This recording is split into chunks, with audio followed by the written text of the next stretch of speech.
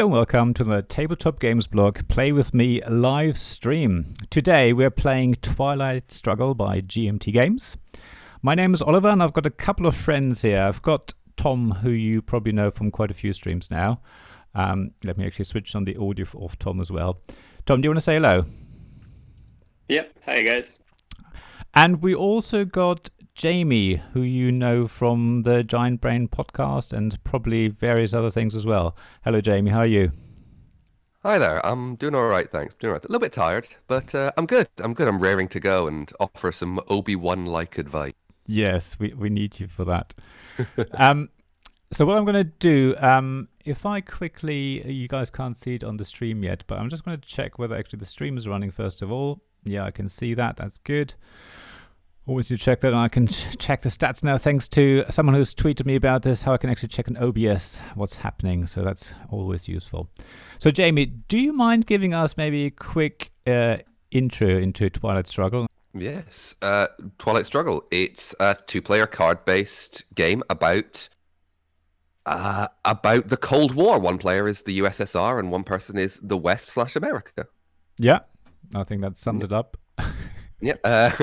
Over 10 turns, you're going to be fighting for influence of different kind of areas around the world, power blocks, I suppose. You know, Europe, South America, and events that occurred during the early Cold War, mid-war, and late war will come in and affect how the game goes. It's stressful, it's tough, it's tricky, and it's a lot of fun. Yes. Well, yeah. As I say, I've sort of done the intro game just to get used to how the Steam interface works and roughly an idea how the game works. And yeah, I've always wanted to play a war game like this, something that's a bit meaty and heavier and requires lots of tactics and responding to events. So we'll see how it goes. So it's great to have Jamie on there, who has played the game a few more times. And a few more times, yeah. I'd like to stress. But certainly more than me or Tom. Thomas, you've been looking at the rules this morning, haven't you?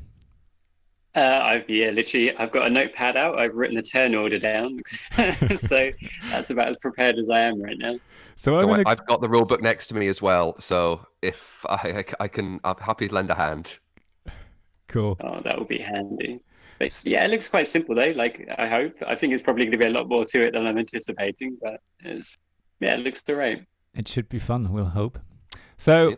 I've created a game on Steam and invited Tom to it. So, Tom, do you want to, have you accepted it yet? I'm not quite sure. Let me actually transition to that screen. I think so. I'm just checking now. Is that loaded up for you? All right, it's loading for me now. I think you're on there. And my timer started counting down as well. So, the way I've set it up that we each have 3 hours worth of decisions we can make, which should be more than enough. But this is a longer game. So people can now see on screen what's happening. Let me just quickly check the chat room as well, see who's there. We've got Dicey Exploits, and JJJ. Who's that? I can't pronounce this. But hello everyone who's on the chat anyway. Thanks very much for joining us. So yeah, on screen we can see now the world map. And Jamie also can see hopefully this as well. Yes, I can.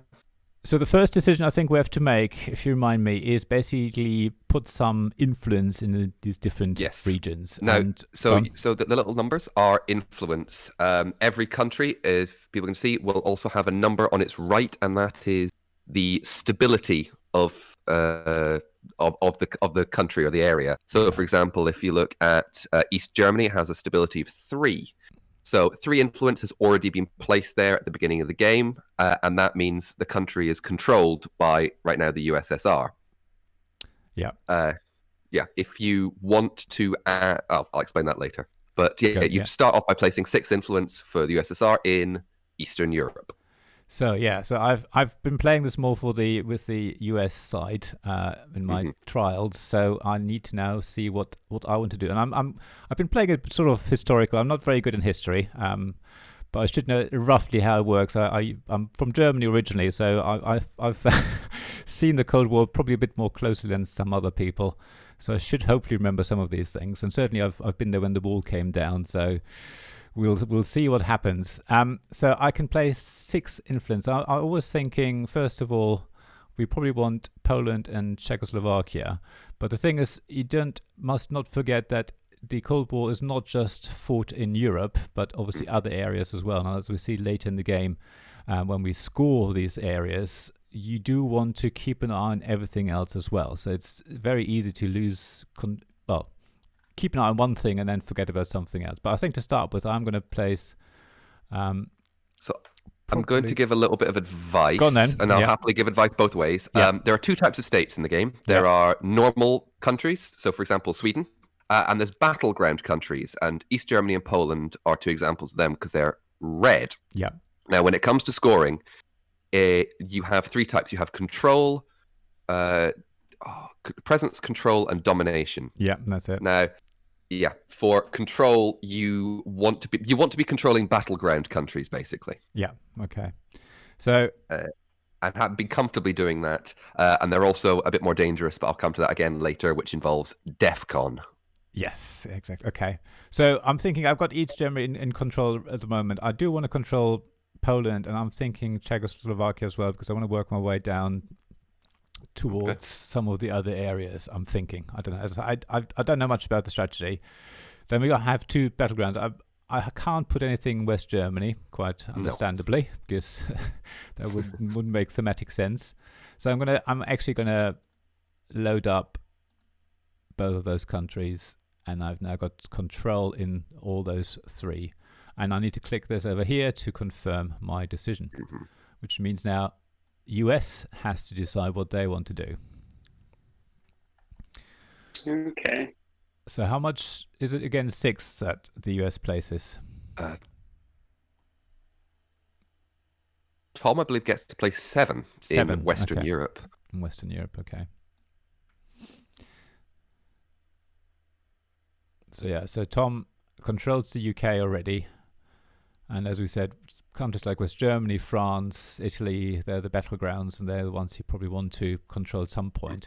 But I don't know whether that's true for the first 7, but later on, if you want to expand your influence, you have to go from where you already are, basically. Yes. So you have to keep an eye on the lines, and not always clear, I found in there. Sometimes you think two countries are connected when they're not. So keep a close eye on those little lines on the map to really make sure you can see which ones are.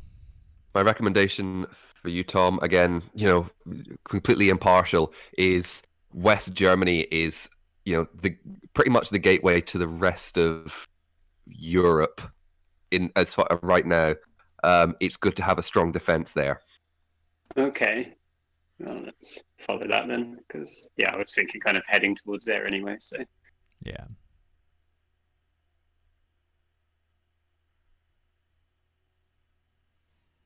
There we go. So we've now got to turn 1. And I think that's where the language I found very confusing. So to me, normally as a turn is when it's my turn. But actually, this is a turn that consists of several rounds.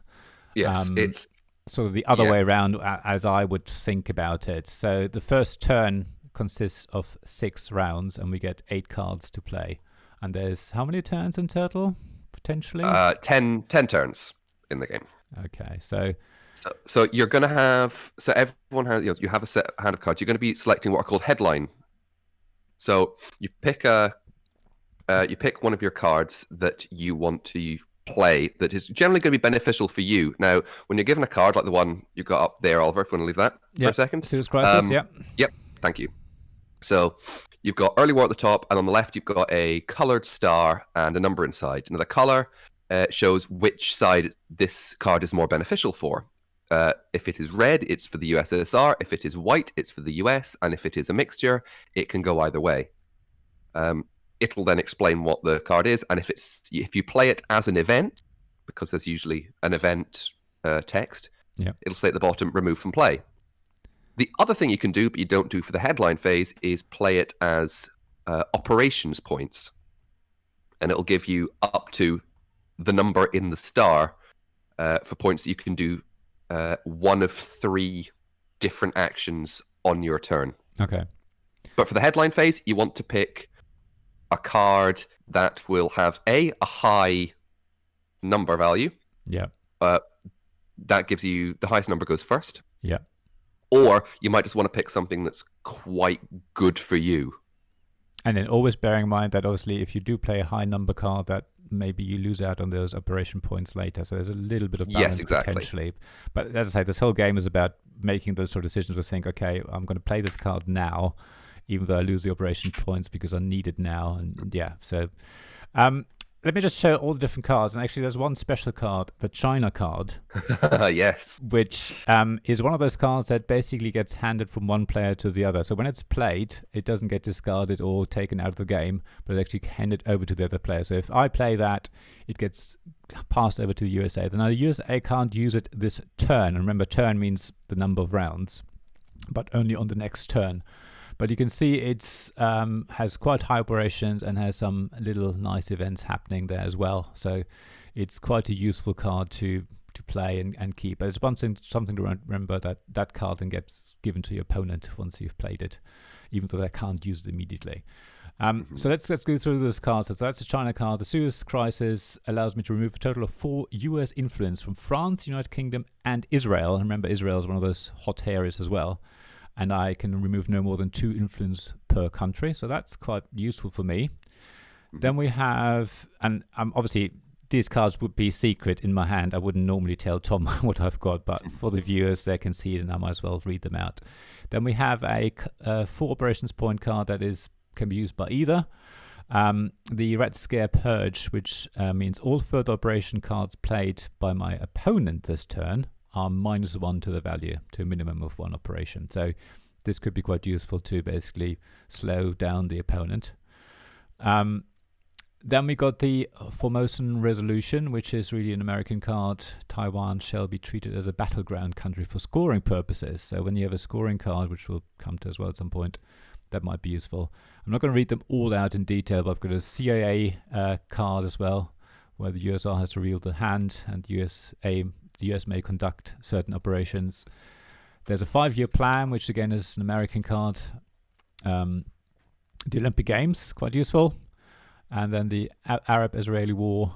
And finally, the Korean War. So, I need to go back to the map, actually. Because I quite like the idea of the Suez Crisis, already destabilizing France, United Kingdom, and Israel.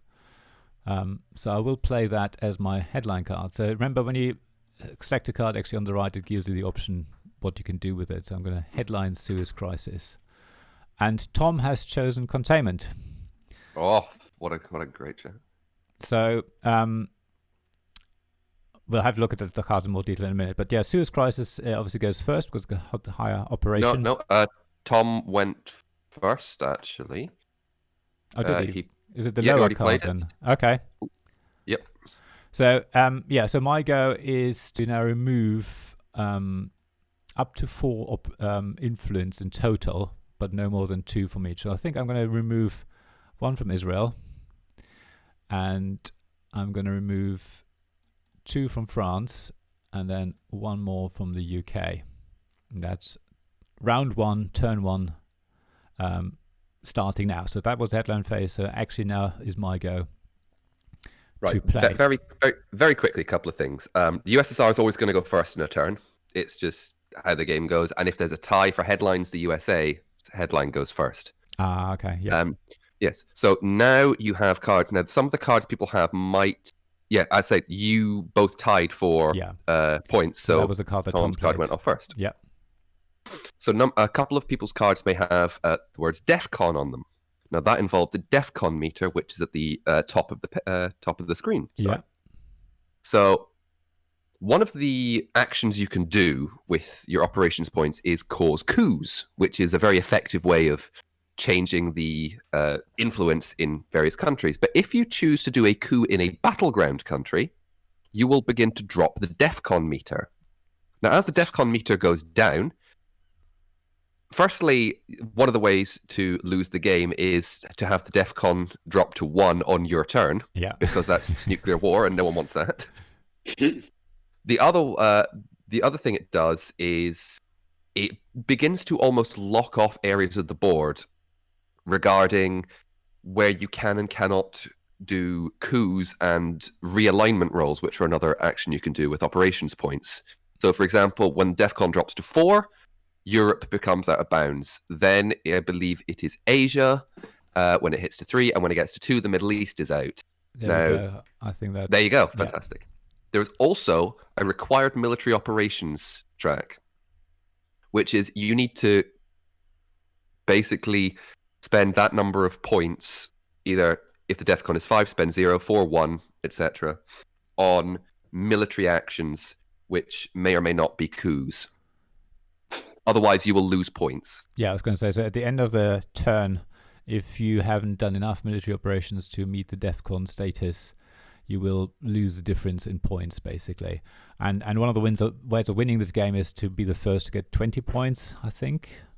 Yeah, the main way to win is to get 20 points, but it is a swinging scale. So, for example, if Oliver, you had 6 points, and Tom then got 8 points for something, then he got 2 points, right? He would swing back to 2 points to the US. Yeah. Okay. So let's see what I can do. Now, one thing I noticed when I was playing, I was often led by the scoring card that I have in my hand, which I don't have this time. Yes. So that's usually quite useful. And that's something else to bear in mind. If you have a scoring card, you have to make sure you've played all your scoring cards, because you could potentially have multiple. You have to play all scoring cards before you've played your last round. So if you have one scoring card in your hand, you can leave that until the last round of that turn. The system will warn you whether you have cards in your hand and when you should play them, but just something to bear in mind, if you have multiple, you might have to play them, a bit earlier to make sure you get it out of the way, which then obviously puts the pressure on to get the scoring right in that region. And obviously something that's quite useful here maybe is keeping an eye on what the opponent's doing to see if they potentially have a scoring card for a region because they're putting lots of influence somewhere, and then you might want to counter it, but they might be bluffing. So that's, again, a nice sort of element in this game, I think. You also all have we're playing with the early war right now, because obviously it's turn 1. The early war, there are only 3 scoring cards that are in the deck, and that is Europe, Middle East, and Asia. Yep. One more thing to talk about: there is to the left of the DEFCON meter, there is the space race. So if you have a card that you really don't like, that is really bad for you, you can choose to, on one of your actions, commit a card to the space race. So it'll show, for example, it'll show you the minimum number of operations points you need for that card, and then what you basically need to roll on a dice. Yep. And then as you go higher up, you can only do 1 a turn until you get to a certain point. Yeah. But it does have some good benefits. It is going to say that it helps you get rid of a card that you don't need. So let me go back to my cards. I'm thinking, that's always a tricky bit. Do you play them for operations points or events? And given that the US has, if I hide this, has played containment, if I hover over it, means all further operation cards by US this turn add 1 to their value. I might actually play the Red Scare as an event, and we'll see what happens. Might be a bad idea, but we'll try that. So that now means that my opponent loses 1 OP value, operations value. I'll commit that. Jamie will probably tell me that was a very terrible idea. I'm not going to start going, oh, I wouldn't have done that. Oh, no. I'm going, it's a fair enough move. Yeah. Now, because I can't see Tom's hand of cards, I don't know what's going to happen. Yeah, so Jamie basically playing on my side, but he was neutral at the same time. Are you Switzerland, technically? I can see my hand, and I don't know what I'm doing. But yeah, so basically on your turn now, you have I shouldn't use the word turn. When it's the round for you to play, as I say, look at the operations value and look at the events. Yes. If it's a blue star or blue and red star, then the event is in your favor, can be in your favor. If it's a red star, the event will go against you. If you play a red starred card for its operation points, then the event will fire and I can carry it out. If is that right? Yes, that's right. But I think, Tom, you can choose whether or not you do your actions first or the event triggers first. The operations points allows you to do 3 things. I'm sorry. Yes, okay. I completely forgot about that. The first thing you can do is add influence, and that's quite simply just adding numbers to countries. Like you can only add. Yeah, you can only add influence in countries you either have influence in or are adjacent to. If you control them, or if there's no control, then it's just 1 for 1. If you want to, for example, break an opponent's control, So say East it's Germany, for 2 example. points. East Germany, for example, yes. Yeah. Now, to establish control of a region, you need the country's stability number more than your opponent. So in East Germany at the moment, I've got 3 influence. The stability is 3. So Tom would have to place at least 7. Is that right? So 1 Yes. more, isn't it? Yeah. Well, no, actually, no. Right now, he can play 1. Yeah. So you could play 1 to just break your control on to it. break my control on it. Yeah. But then you'd need to do 4 to reestablish control. Yeah, that's right. Yeah. But yeah, to place at 1, we'd have to use 2 operation points in East Germany because I've. But if, for example, you're adding multiple influence to the same country, for example, East Germany, and you've got, let's say, 3 ops points for it. Yeah. The first one you add for 2 points breaks that control, and then you can add another one at the reduced cost because control has been broken. Okay, so with the 3 ops points, you could basically place 2 in East Germany now. Second thing you can do is realignment rolls, which is changing or removing the influence in the opponent's country, which you can, if you click on it, you have that number of ops points worth of rolls in various countries. You click on it, it'll show you, both players will roll a dice. You'll get +1 if you have control of adjacent countries, an extra +1 if you are adjacent to the opponent's superpower, or adjacent to your superpower, and basically the difference is removed. And then there is coups, which are the ops points of the card you just played. There we go. Yep. There you go. There we go. And what's quite nice with a lot of these cards, if you want to play a card as a coup, for example, you can basically say play as a coup, and it doesn't actually carry it out. It just gives you a little screen to show you what your chances are of if you have different dice rolls and things. So it gives you an idea. And the same with the scoring cards. You can basically say, I want to play this as a scoring card, but it doesn't actually play it. It just says, okay, if you did that now, if you confirmed that now, that's the outcome, and you can then decide to undo that, basically. So it's quite nice in Steam that you basically can try it, if you like, first to see what the outcome could be, and then undo it, because you always have to confirm your decision. So let's look at this card then. So de-Stalinization. USSR may relocate up to 4 influence points to non-US controlled countries. No more than 2 may be placed. That is interesting. So how many? 4? Wow.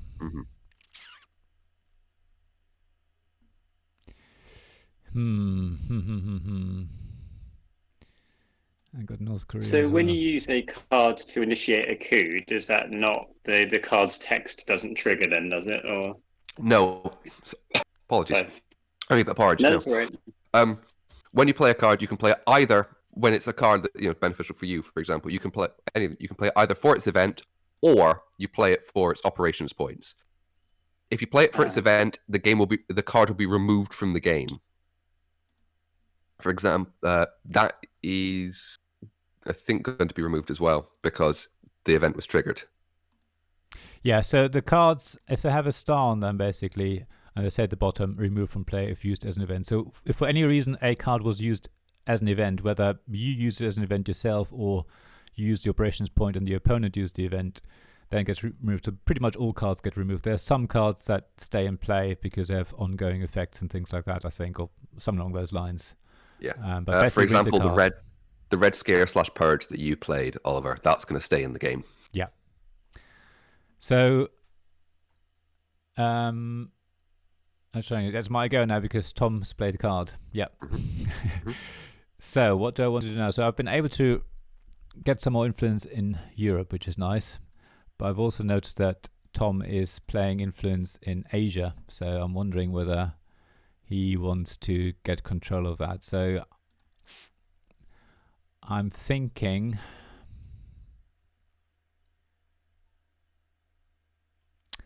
The 5-year plan is always a tricky one. I want a card with high ops points.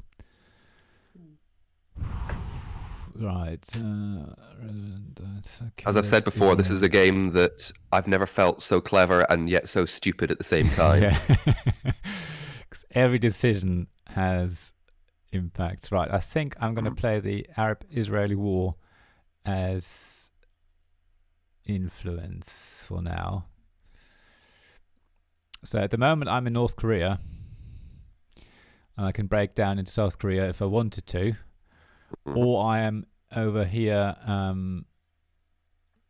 because Afghanistan is next to USSR. I could place my influence there, which I will do, because Afghanistan is always the classic battleground as well between the US and the USSR in those days. But thankfully, it is not a battleground country. So yeah, that is true. Some of them I'm aware why they've been chosen as battleground countries. Other ones I'm like, are you sure? Yeah, there have been lots of fights there. I think it's gamified, and I'm fine with that. But I'm sitting there going, what? Yeah, so historically okay. not so correct, but obviously makes sense in the game. Yes, no, completely. And of course, there is also that deck thinning aspect as well, because you don't want to remove too many beneficial cards for you too early. Yeah.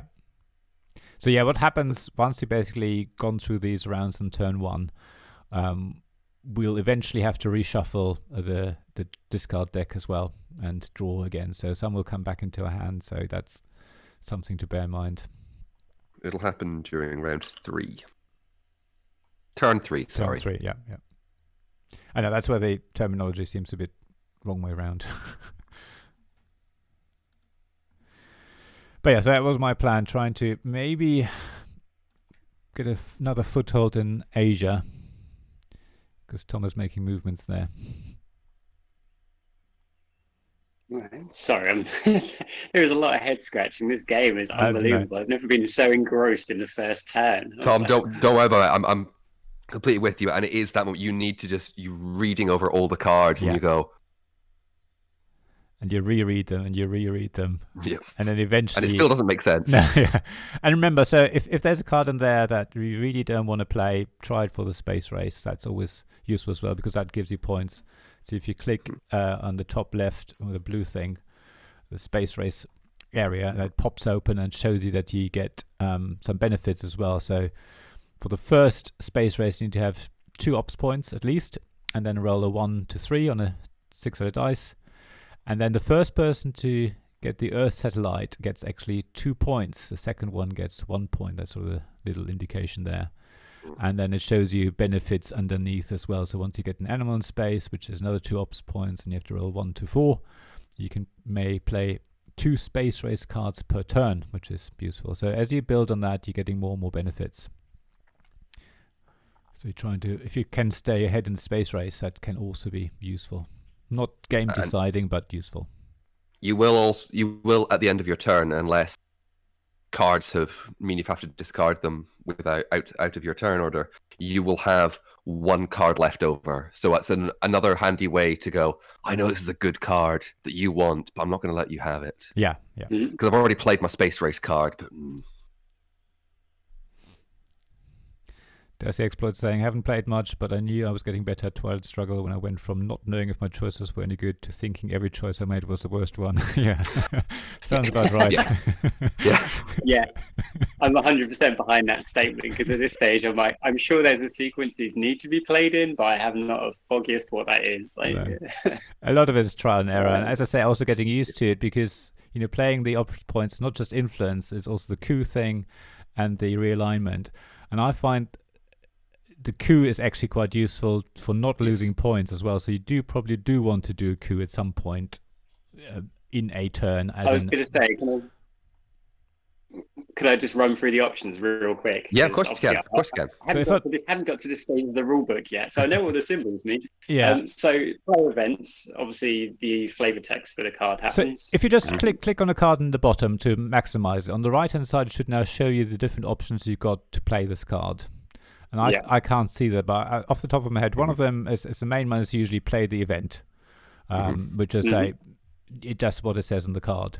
Then the second one is play influence. So that's where the ops points come in. So if you have a card with 3 ops points, you can place 3 influence, remembering that if you place it in a controlled country, the first influence while it's controlled, any influence you place costs 2 op points. But once the control is broken, it's then only 1 ops point. The next one is the realignment, and that's where you basically select a country. Jamie, I think you might have to help me here how that actually works in detail. Realignment. Yeah. Do you remember? Right. That? Yeah. So you get the number of ops points in rolls. So you select a country. Now, right now it's DEFCON 5, so everything is open. Yep. You basically end up both rolling a dice, and you'll get various +1s from having, for example, countries that are controlled countries adjacent to the country attempting to be realigned. I don't know. If you look at Pakistan, for example, which might become a hot contested area. So at the moment, Afghanistan is controlled by the USSR, and Pakistan is controlled by the US. So if you wanted to maybe realign Afghanistan, you'd be both rolling a dice. Now Oliver would get +1 because he has greater influence, and he'd get another +1 because it's adjacent to his superpower. Yeah. But Tom, you would get +1 because you have an adjacent country that you control, so Pakistan. Yeah. So you both roll the dice, add the modifiers, and then whatever the difference is for the higher country is removed, if that makes sense. So that doesn't make any sense. But I mean, in fact, you could try it if you like. As I say, I believe you don't actually commit to doing the action until you've confirmed it. So yes. I think you can click on, do a realignment, select a country, and it will basically tell you what the possible outcomes are for different dice rolls. And then if you don't click the crosshairs, but click the undo, then you can come out of it. So that might explain it more. But that's sort of the idea, that you're sort of realigning, basically removing influence from an area. And I think influence in a realignment does never get added. Is that correct? It just gets removed. It just gets removed. Yeah. He's playing the master. There we go. There you go. So it's a decision had to be made, otherwise I was going to be here all morning. That's fair, but it's also an excellent choice because it solidifies that East Asian bloc. Yeah. So just for the people who might not have seen it, so US-Japan Mutual Defense Pact, US gains sufficient influence in Japan for control, so 4 in this case, which you sort of see on the edge of the screen, and then USSR may no longer make coup or realignment rolls in Japan, so I can't take over Japan. So that's definitely solidified. But the thing is, you can. It's just influence adding, but that's a pricey thing to do. I guess so. For a country that has a stability of 4 and has already got 4 influence in there, it's going to be not easy. I'm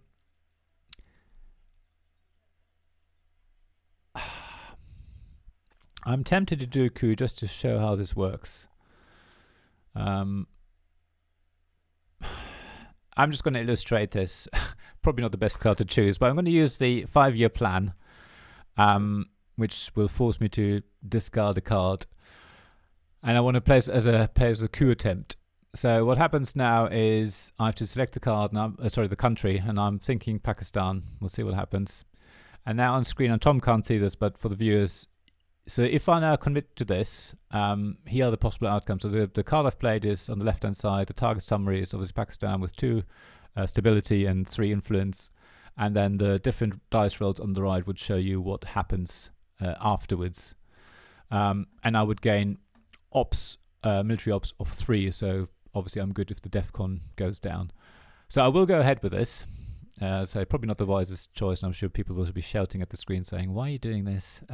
But it will illustrate what's happening. So the first one was a success. DEFCON goes down to 4. And that means that there will be a little symbol in Europe, but that means coup and alignment cannot happen in Europe right now. So if I bring up the DEFCON status, it's in the background now. So now we're on DEFCON 4, so we can't do any coups in Europe anymore. And that at least now has finished the... I've now discarded a card that I didn't mean to discard. It doesn't matter. But I had to discard a card as the effect of playing this as a coup. So I've now reduced the influence in Pakistan, making it more accessible for me. As I say, probably not necessarily the wisest choice in this game at this stage, but I just want to show how a coup potentially works. So over to Tom, see whether he wants to establish more control in Asia or whether we're going somewhere else. But I have a feeling there's a scoring card for Asia in Tom's hand. I'm just going to call it now. I will say, Tom, at the beginning of the game, the USSR is slightly more dominant, mirroring the historical perspective of the USSR emerging from the ashes of the Second World War. Mm. There is some firefighting that, and to be fair, it's some nice footholds that I'm seeing. But yeah, it's a bit of firefighting. But don't worry, because things get better. Yeah, it'll change. Yeah. We're only in turn 1.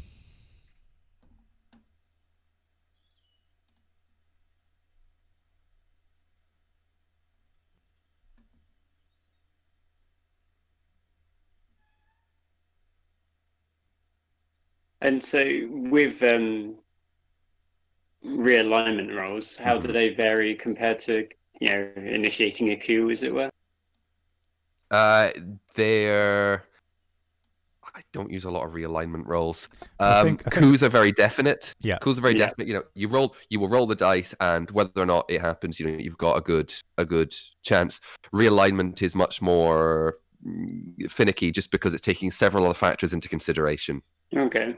So it's like usually if you attempt a realignment roll, you can see at least one or two what your chances might be.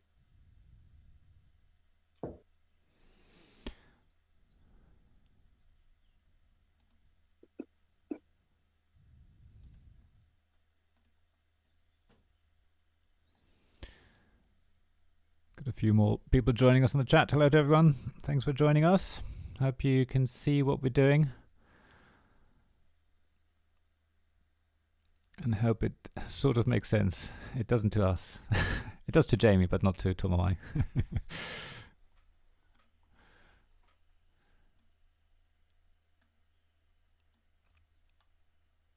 So as a quick recap, as I say, I think that's my feeling that there's a scoring card for Asia in Tom's hand, but he might be bluffing. So at the moment, Tom controls Japan, which is a battleground, and he has influence in Pakistan, South Korea, and the Philippines, and controls Australia as well, which isn't a battleground. Whereas the USSR have Afghanistan and North Korea controlled. One is a battleground, one isn't. So we go into Pakistani war. That was risky, but paid off. Nice. There we go. So there we go. Yes. Although, did I do that in the wrong way? I'm not too sure. Oh well. Something succeeded. What was it? You've been given, right, Tom, you've got 2 points from that, but you haven't got any influence out of it. Yes. So, I'm afraid, but it's the wars are a bit of an odd one, but at the very least, it's given you 2 points, which has given you a good start, and you have now got 2 military ops points. So both of you still need some more to avoid losing points at the end. Yeah. So I'm thinking whether I'm going to go for the Korean War now. I'm going to play this as an event. So Korean War, North Korea invades South Korea. Roll 1 die and subtract 1 for every US-controlled country adjacent to South Korea. So it's not looking good, but we'll give it a go and we'll see what happens. So I'm going to confirm this if it lets me. There we go. And it's a success. I rolled a 6. Amazing. So I got 2 victory points, which means the score's gone back to 0. But yeah, nothing else happened. So South Korea is controlled now by the USSR. Apologies. I've taken that over successfully. Yeah. But it is still only one. Yeah, it is and only one. DEFCON 4. So if Tom, you have a high scoring card, high op card that you're like, oh, I could use that. You could try and coup it right back. And then you would get military points for that as well. Yes, you would. Military, yeah.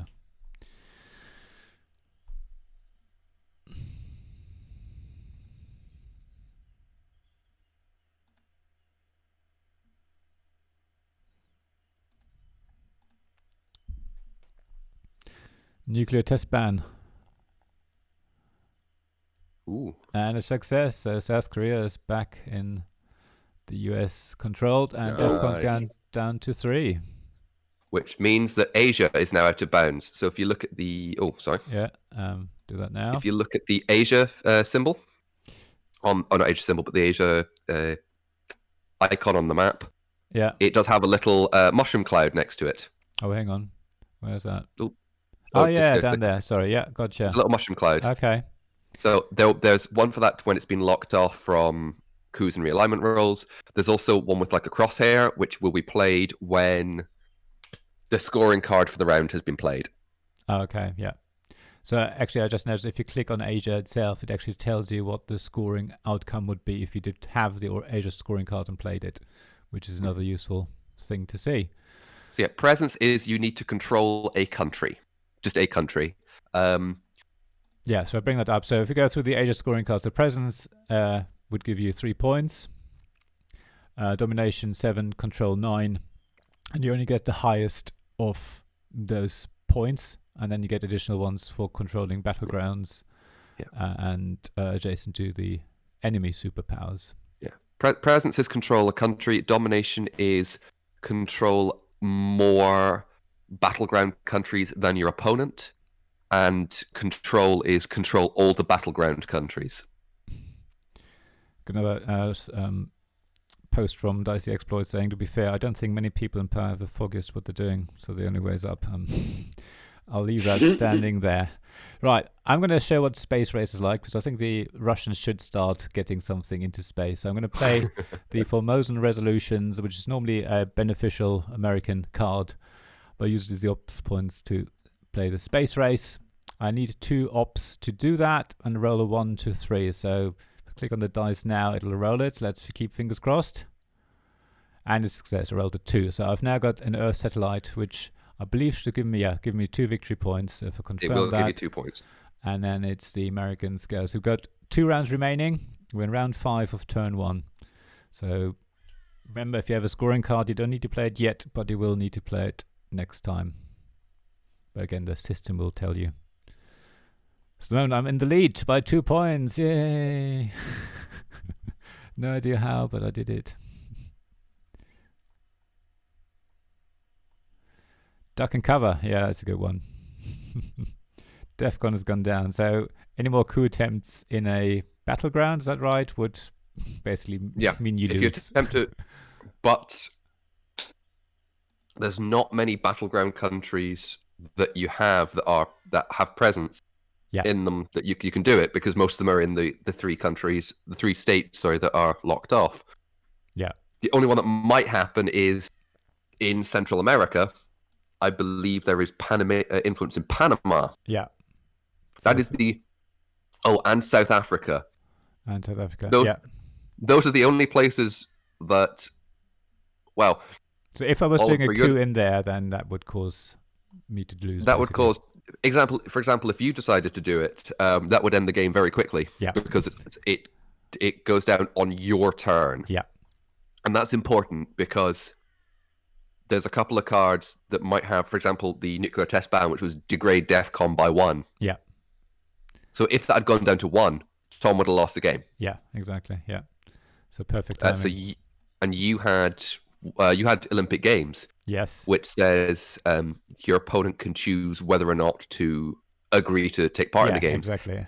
If, for example, Tom, if you'd have chosen to say no, and the DEFCON was at 2, but it was the my thing turn, says of course. drop DEFCON by 1, and it would have meant, Oliver, you would have lost because it's on your turn. Yeah.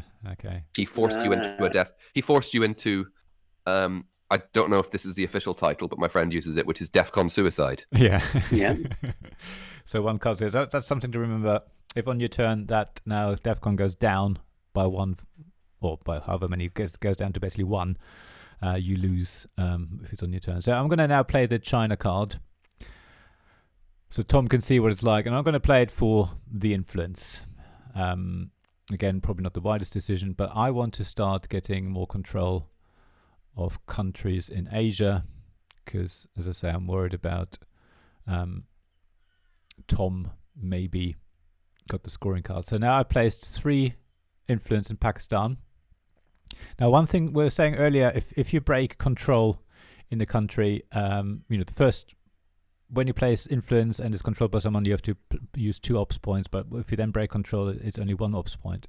So those actions chain, but what doesn't chain is, now that I've got a foothold in Pakistan, I can't now move on to India and then Burma and so on. So only that those countries that I can reach at the beginning of my turn, I can put additional influence on. So it's, again, something to bear in mind when you place influence. You can't sort of walk through a whole continent one by one.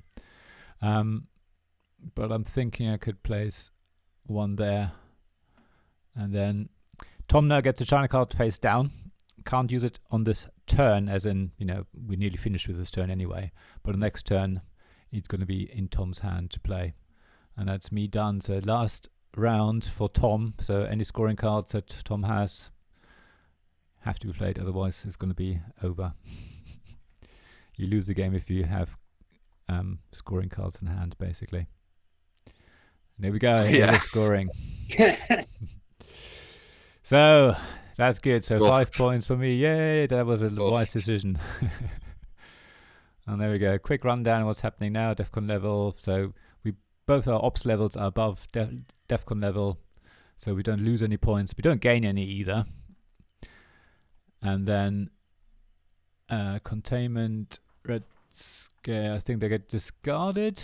They do. It's now a new turn. Yeah. And at the beginning of every turn, you get a new hand of cards, apart from the one you hold on to. Yeah. And DEFCON improves by 1. Yay! And now we're back to the headline phase. So again, this card we're playing now, we play for the event only. And is it me go first, isn't it? Yeah. So let's have a look what we got. You both pick together. And then it's the higher. Yeah. First with the highest. But if there's a tie, US goes first. Right. I'm not going to read all of these out just to make it more interesting for Tom. But just give you an idea. There's cards where I can add influence to countries. There's even a card that allows me to advance on the space race. I can remove all USSR influence markers. No. So there's a few that are American beneficial. Oh, I might play this one as the headline card. There's probably others in there I should have thought about. But yeah, I've chosen my headline card. So Tom is still going through his reading what they all mean. Sorry. No, take your time. As I say, that's what always takes the longest in this game, working out what the cards do. And as I said, you can have a turn where you get the Marshall Plan. Yeah, it's always good. Marshall Plan. So that's for the people. Allows play of NATO, which is another card. Add 1 US influence in each of 7 non-USSR controlled Western European countries. So you can have a turn where you have nothing but your opponent's cards in your hand, and you're just like, oh well, yeah, this will be fun. So Tom can now play his influence. Yes, for free. 1 influence in each of 7 non-USSR controlled Western countries. So let's see what he goes for. Is it Western European specifically? No, yeah, Western European. Sorry, yeah, Western European. But in an interesting choice, if you look at it, Western Europe is a darker purple. So Western Europe right now includes Canada, Greece, and Turkey. Yes. Whereas Austria is in the middle. Yeah. So it can be either or. But and as is Finland. Finland, yeah. Again, that's one of those countries. Yeah. Yeah, just looking at the map as well, Hungary, for example, it was obviously quite pivotal when the wall came down and people escaped via Hungary to Austria and things like that. I love that part of the history. Right, so he's done his. I've done. Well, has mine already happened? I guess. It has. Yes, Yeah. on the top right, you'll have your little. You'll have your. Oh, yeah, Yes. that's right. Yeah. So, the De Gaulle leads France. I moved 2 years influence in France and add 1 USR influence. So it cancels the effects of NATO for France as well, which is interesting. So even Which Tom means can if play it ever NATO. gets back to 5, Yeah. if the DEFCON ever gets back to 5, you can make coup and realignment attempts in France, and that's the only place you can do it, I believe, because of NATO. No, NATO hasn't been played yet. Not if yet, NATO but is it's played, exactly, yeah. Right, so now what we're wondering. So scoring cards in this round or this turn, should I say, are still, was it Europe, Asia, and Europe, Asia, and Middle East. Middle East. So we don't know what's happening. Now there's one specific thing with the European scoring card, isn't there? If you have control, you automatically win the game if that's played. Yes. So it's again something to bear in mind. So I might. So let's. I'm just going to have a look at the space race just to buy time. So I need 2 ops. Do I have 2 ops? I have a few 2 ops. I have that one, which I think I'll play for the space race. I need to roll the dice. And I failed. I rolled a 6 when I don't need it. So I'm still on the Earth satellite. And it's Tom's go. I'm just buying myself time because I'm not quite sure what I'll play next. Okay, yeah, that might be useful. Oh gosh, no, I don't know. Ooh. They're not looking Sorry, I good was for me. just skimming through the rulebook and getting distracted. It's all right, man.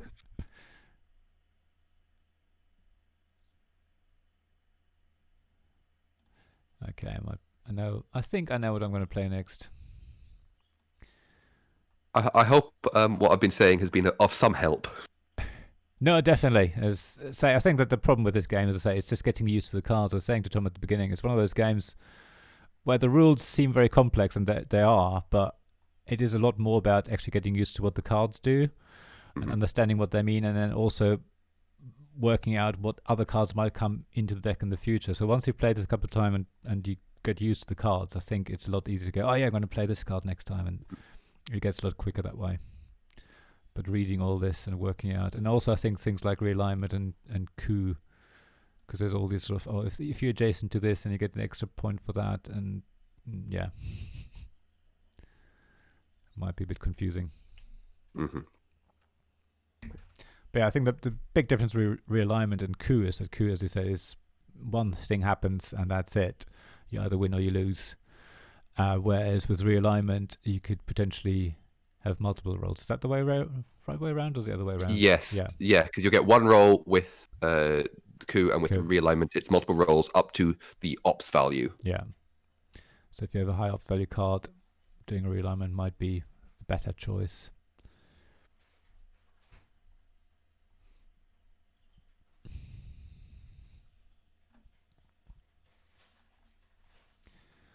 But yeah, interesting.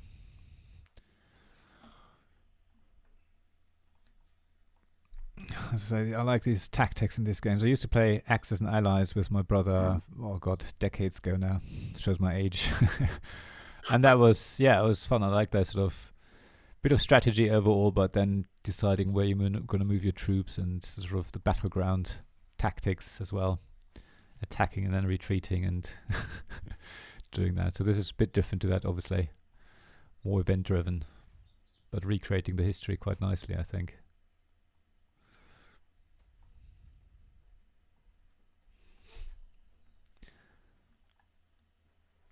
Tom, what are you thinking then?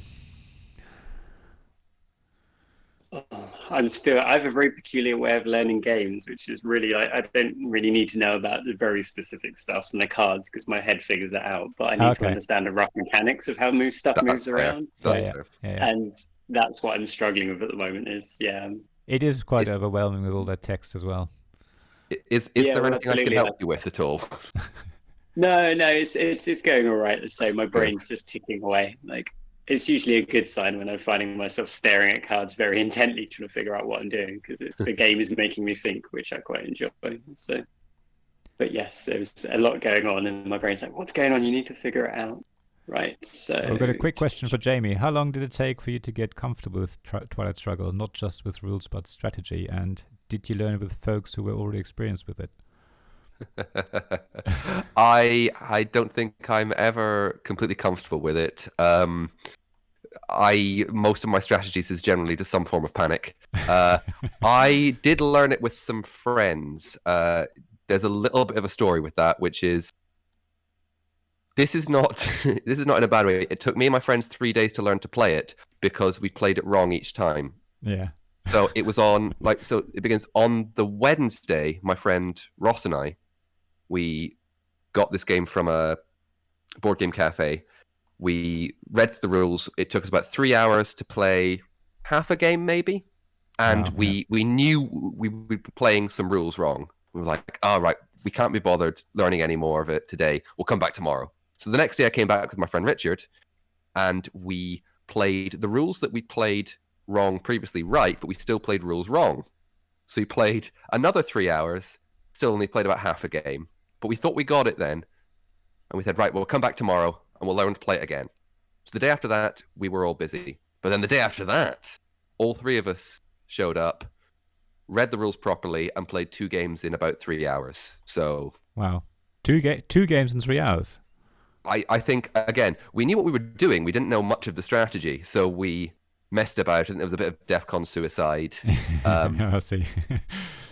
but yeah, it began to click for us. So I love the game for its strategy, for its just, so intricate, having to think several moves ahead. Yeah. But also I feel like an absolute numpty when I play this card and I'm like, this can't go wrong, this can't go wrong, this went very wrong. So here comes the China card for 4 influence, makes sense. Ooh, 5 influence actually, 5, because all of it was played in Asia. That's right, yeah, true.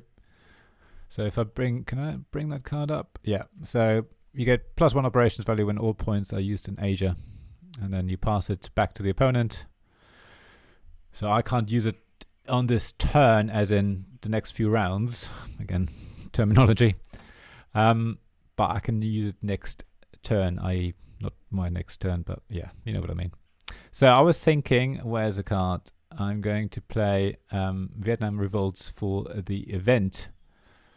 So I had 2 influence in Vietnam, which means I control it as well now. And then it's back to Tom.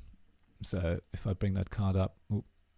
So add 2 USR influence in Vietnam. For the remainder of the turn, the Soviet player may add 1 operations point to any card that uses all points in Southeast Asia. So it gives him more power in Southeast Asia now, which is quite useful. Yeah, hello again for everyone who's watching. By the way, if you want to watch it after the event, I'm going to put it on YouTube as well. So once we finish playing this, it'll be on Twitch for, I think, 14 days or something, then it comes off. But it'll be on my YouTube channel as well. I'll put obviously links in the description. But not, there's a web address on screen, tabletopgamesblog.com, where you can find me. And if you want to listen to the Giant Brain podcast, is it giantbrain.com? I shouldn't say something before. Oh, hang on, I've changed the screen. No, it's absolutely fine. It is giantbrain.co.uk. There you go. And the podcast is Brainwaves. We just put out episode 49 today. Yes, I'm yet to listen to that. Warning, I've downloaded it, but yeah. Warning does include me singing. Definitely have to listen to that now. Yeah, always very interesting to listen to Brainwaves. It's basically industry news most of the time. Depends obviously what's going on, if there isn't anything happening, but there's, I think, loads of things happening at the moment. And then nice chat between the 2 Ians and Jamie, and sometimes other guests as well. Yeah. And I love the format as well. I love the sort of radio play format. The sound effects and the idea of you walk into different rooms, and yeah, it's wonderful. The occasionally incredibly surreal tangents that we meander down. Yes. No, it is good. I think when we started it, I was like, oh, okay, news, yeah, there's a bit of news, and then as it's gone on, like, God, there's so much news that still happens. Yeah. And it's trying not to be, this game's been announced, this game's been announced, this game's on Kickstarter. But, you know, I mean, I think, spoiler for this podcast, you know, but there's, in the last 2 weeks, there's been a lot of cancellations of board game conventions. So, yeah. you know, that just happened to fall into us and go, wow, we've got a big piece of news to talk about, because the industry is still growing, still going very strongly in some regards. You know, it's just taken a small pivot to online right now, but seeing some companies do fantastic work, you know, supporting online play. Yeah. Companies producing print and play versions of their games. Definitely. It's very encouraging. There's lots happening, definitely. I'm still keen to see how these online events work and how they feel. I'm not sure how easy it'll be for you to get that feeling across of people being in the same place, because I think that's what a lot of people like about these conventions, that they actually sailor and meet people, and whether it's going to turn more into here are all these new games coming out, and you know, buy these games, which is quite a different feel. So I'm curious but skeptical at the moment, but definitely have to wait. I mean, we had is it Board Game Geek Online? Yes, we finished. So I have to look into that. But again, I found that obviously if you're not actually physically there, you do have to make an effort to actually watch these things as well. So we'll see what happens. But also, you know, the UK Games Expo's announced they're going to have virtually Expo, so it's going to be online, which is good. Because I don't think I was going to be able to make it the original dates this year. I was away touring. Right. Which, you know, it might mean, I have to sit myself down and watch some streams. But I think that'd be quite nice, because it means that I'm not worrying about getting there. Yeah. Now, if, for example, Gen Con decides to do something similar, or Essenspiel decides to do something similar, I also quite enjoy that, because I'm not going to get to go to Gen Con or Essen. Yeah, that is true. I mean, it is true. It gives the opportunity to people who wouldn't have been able to. And I was going to be a UK Games Expo, and I was going to do a live Tabletop Inquisition episode with Antoinette. Obviously, that's not happening in that format anymore, but they are contacting everyone who's got a seminar booked to see whether they want to still do it in a sort of online fashion somehow. So I'm still waiting for details for that, but that's going to be interesting. So what happened here? Syria is taken over by the US. Wow, okay. So the Warsaw Pact. I can remove 4 US countries in Eastern Europe or add 5 USR influence in Eastern Europe. So do you get to use that text from that card, just to clarify? Yeah, so yes, because you played the card and it benefited your opponent, then the event still triggers. If Oliver plays a card that affects you, the effect will trigger for you.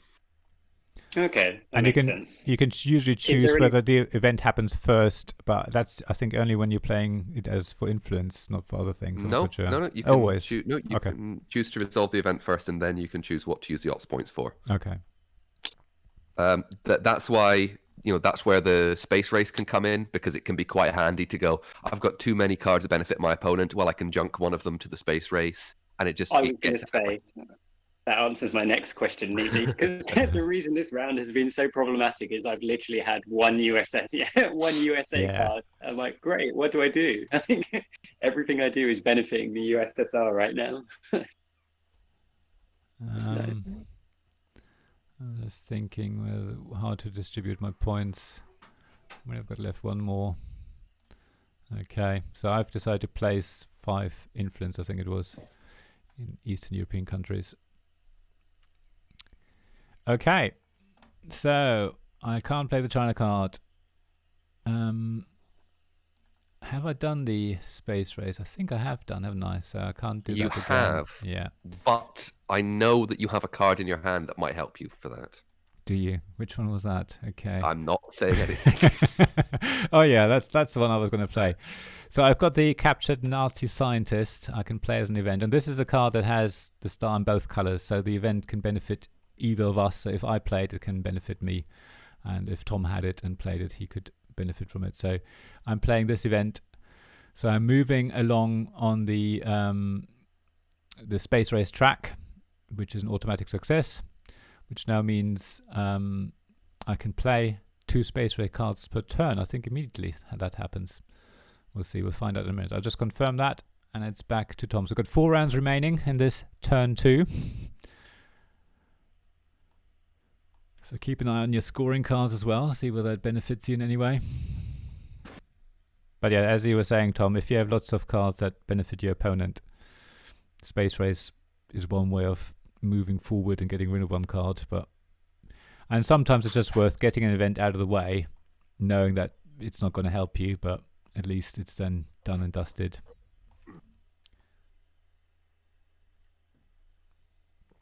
Or even keeping it to last. Oh, success. Okay. Military coup. DEFCON's gone down.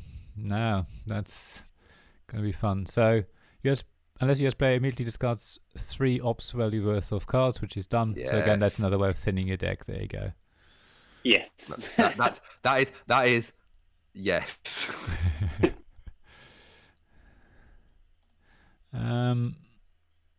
So I think I'm safe to play this now. I'm going to play this as a... So remind me now, with DEFCON 2, if I do a coup attempt in a battleground... So you cannot... you cannot make coup or realignment rolls in either in Europe, Middle East, or Asia, which all have... Well, the only places that you could do coups is the ones that would kill me, basically. Panama and South Africa, which would be DEFCON suicide for you. Okay, so I can't do that then. That was a bad plan. Good job we have you on here, Jamie. It's all right. It's all right. If it wasn't me, the game would go like, "Are you sure you want to do that? That's true. Are you sure?" So I'm going to play as Influence instead, and I'm quite keen on Germany. So I'm going to see if I can place one there, and another one there, and then I've got one more there. So trying to take over West Germany. So now Eastern European unrest, and we'll go over to Tom to do what he wants to do. So Tom, in early or mid-war, can remove 1 USR influence from 3 countries in Eastern Europe.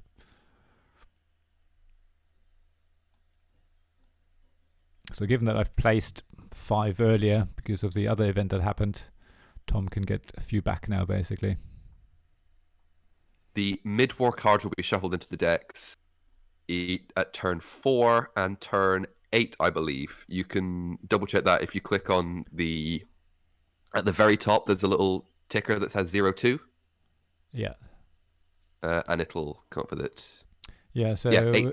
Yeah, 4 is mid-war cards, and 8 is the late-war cards. And when we get to mid-war, if you get to mid-war, you get 7 rounds instead of 6. 6. Okay.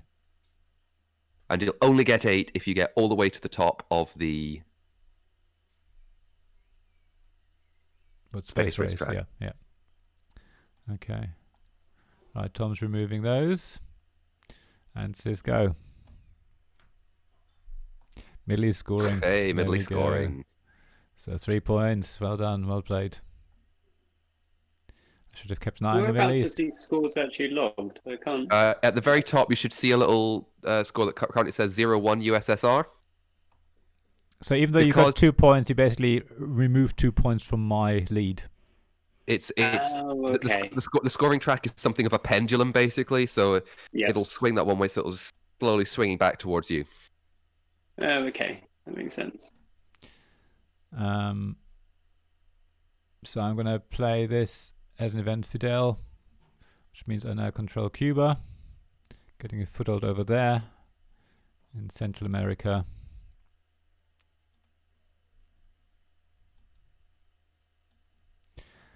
And then I've left myself a couple of cards that don't do very much, but there we go.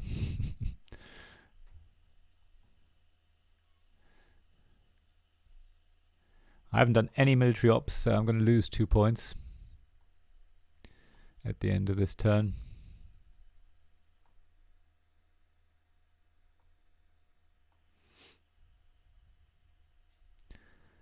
So yeah, you can see sometimes the cards go one way, sometimes the other, but this time it seems Tom had all the Russian cards and I have... wow, look at that. So this is Europe scoring. So you can see here, if you control Europe, you have an automatic victory there. And we can see it's 4 points each, so basically nothing's changed. Yeah. Unfortunately, not very useful for me, but with the cards I've got, not much else I could do. No, as I say, it's sometimes it is like that. But I find it quite funny that, as I say, even though you have a lot of Russian cards, I also had a lot of US cards. So it's sort of not necessarily balancing out, because it is based on the luck of the draw as well. I'm just having to rely on my strategy of forcing the DEFCON really high to try and kill and try and keep me safe and stop anyone. To be fair, keeping DEFCON super low is a legitimate tactic. Yeah. So I'm going to play the CIA created card, which I'm going to play as influence. But I'm going to resolve the event first, which means I have to review my hand, and then the US may conduct operations if they had played a 1 ops card. So basically, Tom gets control of this now. Not quite sure whether there was DEFCON warning. So Tom could see what my cards are on hand, and there's only 1 card left. And now he can do a 1 op action. Oh, okay. But I, after this, can also do a 1 op action because it's a 1 op card. But I wanted you to do it first so I can see what you're doing and I can respond to it or not.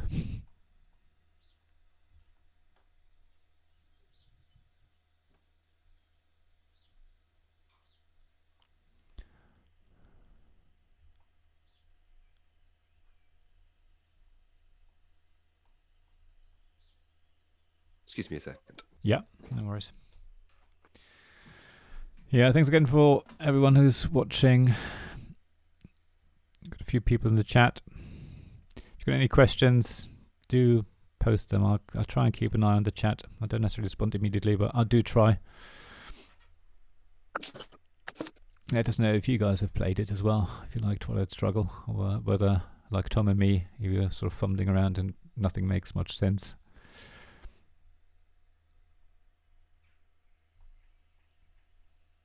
Oh, right.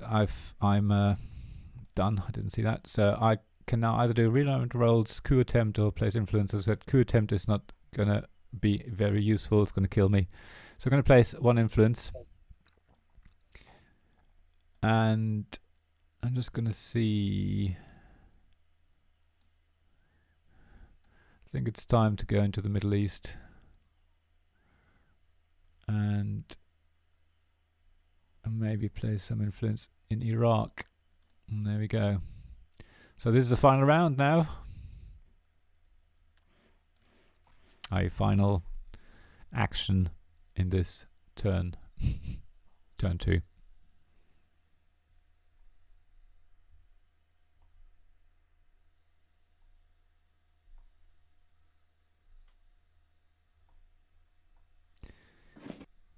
So it's going to be a relatively long stream, I reckon. It might be very quick if I kill myself first. So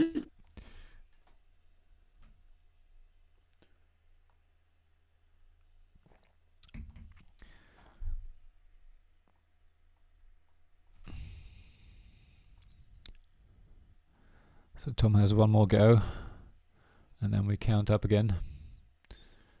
And that's where I lose 2 points because of the DEFCON level and me not having done any ops, military ops.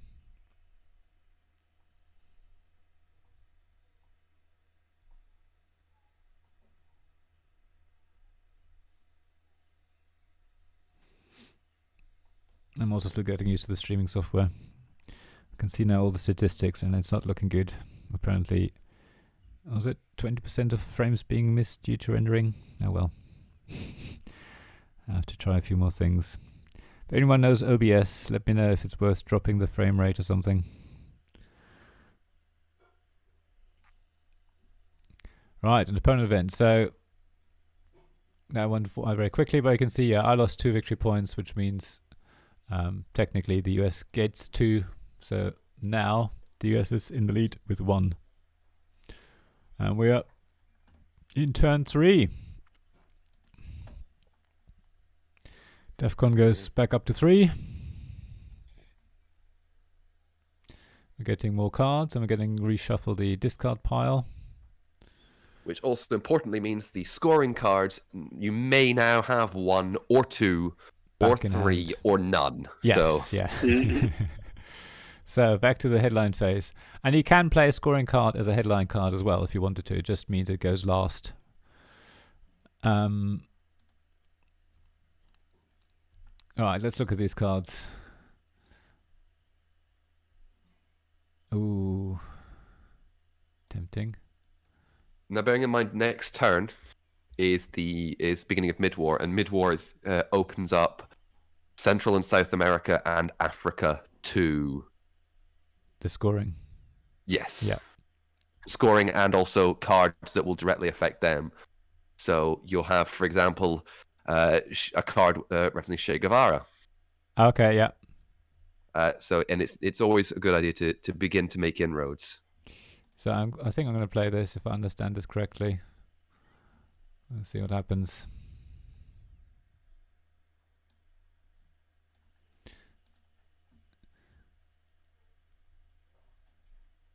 Yeah, I think so.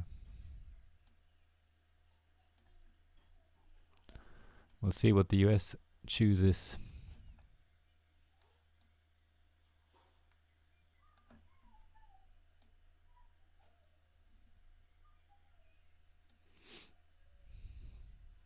Does the event text happen when you use it as a headline? Yes. Yeah, so only the event. It's a headline event, so you're playing it purely for the event.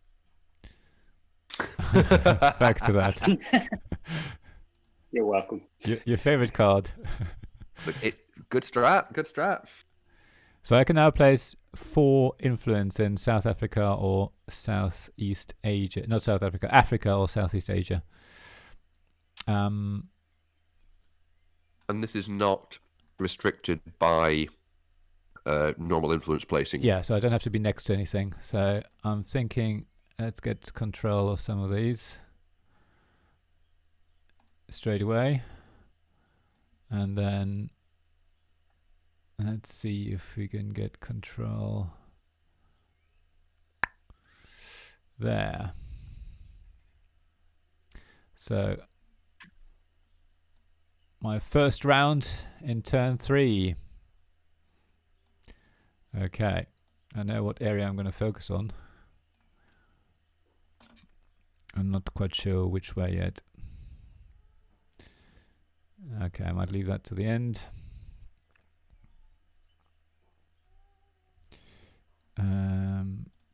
Let's have a look. Yeah, maybe I'll... Oh, not that one. I think I might play this one for the event. So I can now place 4 influence on Eastern European countries.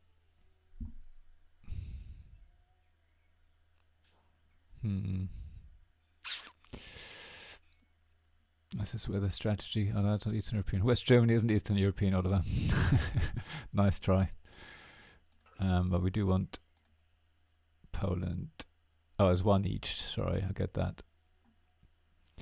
And that. And then that, I think. There we go. I wonder what I'm up to.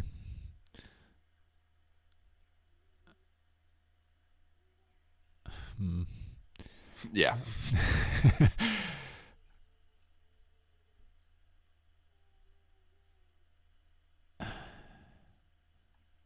Okay. Yeah, some decisions to be had here. Let me focus back on the space race. Maybe I'll do more in space.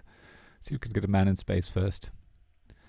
Got the animal in space already, so Russia should really do the man in space as well. Let's lead.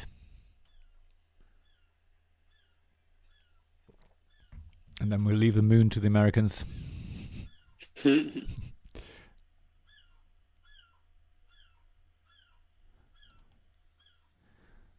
don't know whether you can hear the seagulls in the background. If you can, that's me.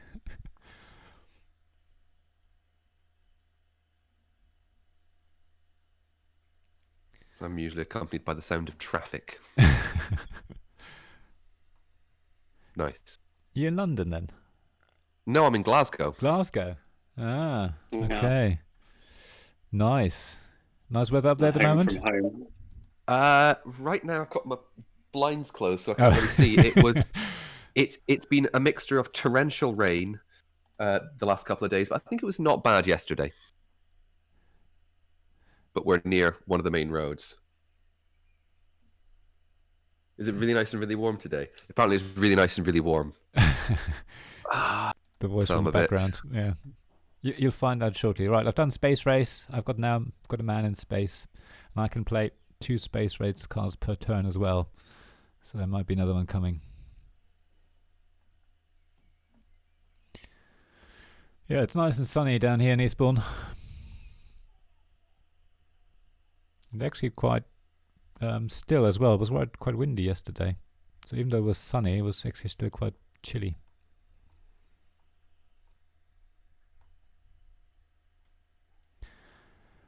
Right, while Tom is thinking, I'm going to look at some of these other cards to see what else we might play. So I might leave that. Maybe go for that one, because that might be quite useful. Which one is it? Oh, I might have to do a rules question later about this card. Then we got this card, and then we have that card, and this one, and then of course the China card as well that Tom knows we've got.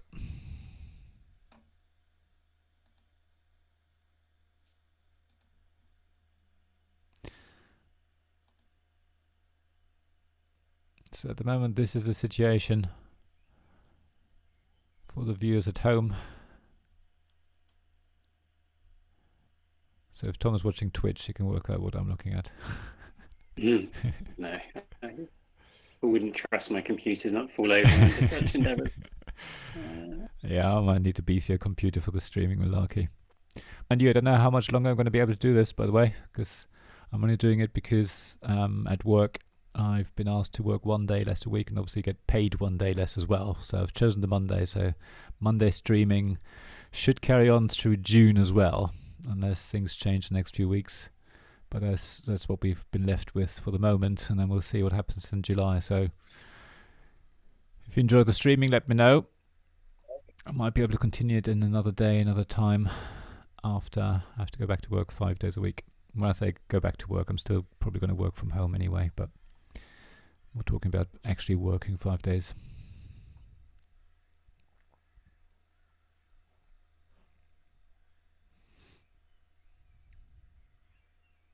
Yeah, so UK Games Expo, as I was saying, that's going to be interesting. I'm looking forward to doing a live stream if that's what's going to happen, and I'm hoping Antoinette from Board Game Inquisition is going to join me as well. Maybe we can do a live episode of our podcast. We shall see. Maybe even get a guest on and do an interview like we've been doing as well. So we'll see how that goes. Just waiting to hear back from UK Games Expo with details. But it would be great if they could do a sort of live seminar program. I think that's always the interesting part as well. That I think helps people feel like they're part of the community. Mm-hmm. Jamie, do you know whether Ian's going to or was going to be there? Ian McAllister. Yes, Ian McAllister was going to be at. What's it called? Yes, UK Games Expo. Yeah. That's what it's called. Yeah, sorry, I blanked for a second. That's I've all right. forgotten. Was I've he forgotten both the name of my co-host and the name of the thing we were just talking about. Was he Monday morning for you? That's all right. Was he going to be doing a sort of like a live podcast or anything like that? I don't know if he was going to be doing a live podcast. It might have been going around and doing some like kind of vox pop interviews with people. Oh, okay, yeah, collecting sound bites. Yeah, which we've kind of done. I think we might have done a little bit for last UK Games You did, Expo. yeah. And we definitely did at Tabletop Scotland as well. So yeah. We're just building on it, see how it's going. Because I had my second UK Games Expo last year, so I was looking forward to number 3. Yeah, if I could make it this year. I think mine would have been number 3 or 4 as well. So always looking forward to it. So it's such a lovely event. It's big enough to, go around and see stands and see games and buy games, but not too big to be overwhelming. I mean, Essen is just huge. It's just mind-boggling how big that is. It's almost uncomfortable. But on the other hand, you see obviously people coming over from the US and things like that. So there's that. I guess. So, I was just going to ask about the Indo-Pakistani war card. So yes, when I play this as an event, yes, one country is invading the other, so either Indonesia is invading Pakistan or the other way around, and I get 2 military ops for that, which obviously be beneficial for to avoid losing points at the end. The question is, I presume it doesn't count as a coup, so it doesn't count as a towards the DEFCON value. It does not count as a coup because it is part of an event. The only time that DEFCON will degrade as part of an event is if it will explicitly say degrade DEFCON or improve DEFCON. Yeah, okay, so it's either a coup or it says on the card. So I'm going to play this as an event then. And I now have to choose, what does it tell me? Select war country. What does that mean? So you select which one is attacking? Yeah, so obviously I don't want to... you don't want to repeat and have India, which... is fine, not knocking it off, but it just because the effect of victory is all opponents' influence in that country is replaced with yours. Yeah, so I want to attack Pakistan. So I want to click that. So that's why I'm confused. So I'm clicking Pakistan. Yes. Yeah, okay. Click that. I have succeeded. Yeah, that was the mistake I made. Okay. So so I get 2 victory points as well, and I get 2 military ops. So they're all quite useful. So. Yes, so there we go. I don't. You failed at that because you're old. I failed. Sorry. Yeah. Okay. But it's still you've still got the military ops in any case. Military ops points, which was the main thing really for me. But I failed the roll, so the Pakistan hasn't changed influence.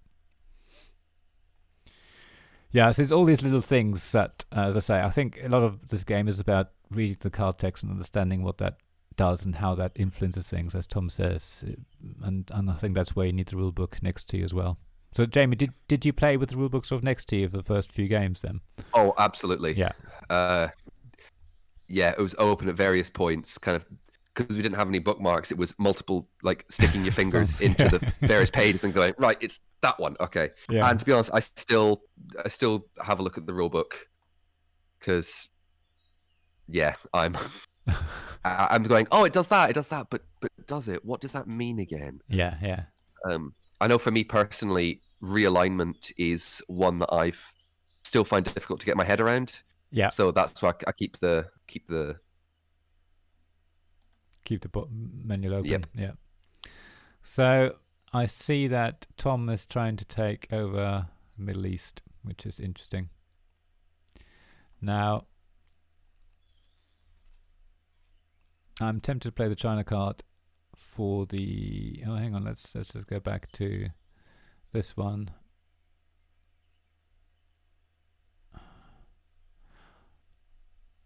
So realignments doesn't affect the DEFCON value, does it? No, it does not. But it can't be played in a country that's been locked off by That's DEFCON. It. Yes, there we go. So yes, I do want to play... and okay, I want to play this for influence. I want to resolve the event. Does it make any difference? I'll play it to resolve the event first anyway. So the Warsaw Pact formed. All that's disappeared because NATO is now in play. And now I can choose. So just to explain to Tom, I don't know whether you saw it. So this card says USSR may no longer make coup or realignment rolls in any US-controlled countries in Europe, which is locked down anyway because of the DEFCON. Yeah. And US-controlled countries in Europe may not be attacked by play of the Brush War event. So they're protected from that. But I can now still place influence, and that's the main thing for this. I wanted to get 4 influence. So I want 1 in Poland to control it. I don't know. I'm always tempted to taking over West Germany. I probably shouldn't, but hey, history. And then I put 2 more in Austria as well. There we go. It's a bit silly. coming from Germany myself, I shouldn't want Russia invading West Germany, but there we go. It's all right. This is a simulated. It's a simulated Cold War. Don't worry. Still. I know. I'm a big fan of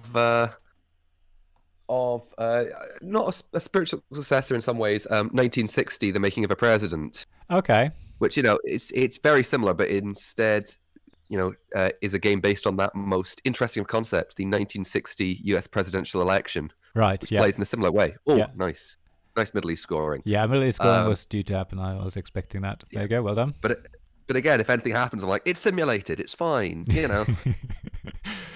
So this system's warning me that I've got one scorecard in hand, even though I've got 2 rounds remaining. So I don't have to play this yet, but I think I will do it anyway. Now, what happens is, if I understand correctly, if I play the Europe scoring card now, which I will do, it obviously tells me that at the moment I'm gaining a net benefit of 5 victory points, so we're basically back to 0. But yes. I believe Tom now still gets a go. No, it happens immediately. I thought there was Tom an opportunity to sort of respond to it. Nope, it's if you play a scoring card, it's immediate. Yeah. Yeah. Okay. So there we go. So we're back to 0 points. So this is where obviously it's all about this balance. Which do you focus on? So I was ignoring the Middle East because I thought I'm not going to win this anyway. So I thought I'll carry on with Europe. But then there will be other areas that I might be neglecting that Tom might have a scoring card for. Who knows? Okay, so... Oh yeah, space race, well done. So he's now got a satellite in Earth orbit. And this is the final round. So this is where I would have had to play the scoring card if I hadn't played it earlier. But now I'm thinking... I'm going to play the China card. And I'm going to place influence, which probably isn't the best use. But I do want to try and address the Middle East a bit, I think. Let's go for Iran. And then go down to the Gulf states. There we go. Okay. And now it's the final action round for Tom. Yeah, I'm still not sure about that China card, what the best way it is of using it. I'm probably using it badly for the action points. I'm in no way an expert. I just think it's always handy to have it, and be it for that coup that you really want to do, but it's not a DEFCON 2, or if you really want to, if you really need like a lot of influence, you need to just fire into a country. Right. Okay. It's there. Yeah, I was thinking influence was quite useful.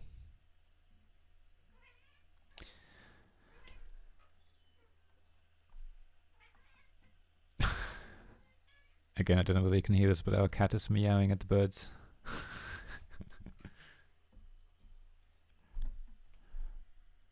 I'm never quite sure what this microphone picks up.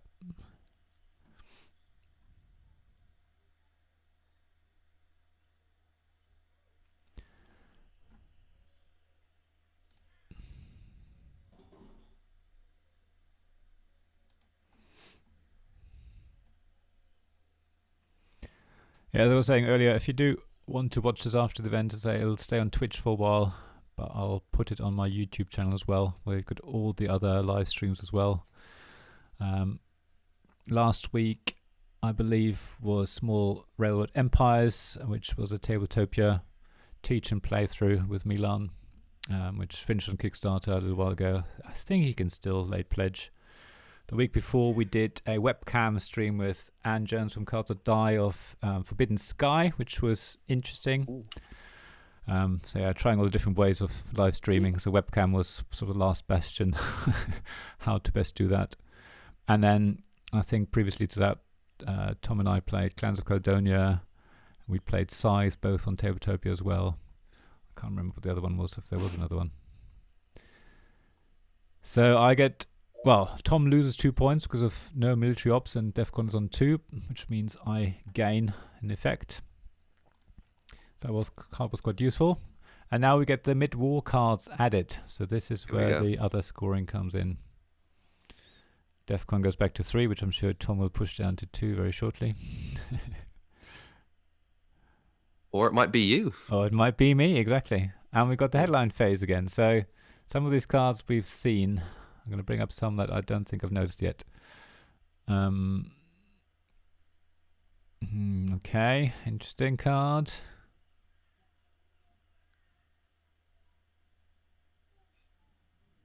Oh, that might be interesting. There we go. Oh god, I might keep that one.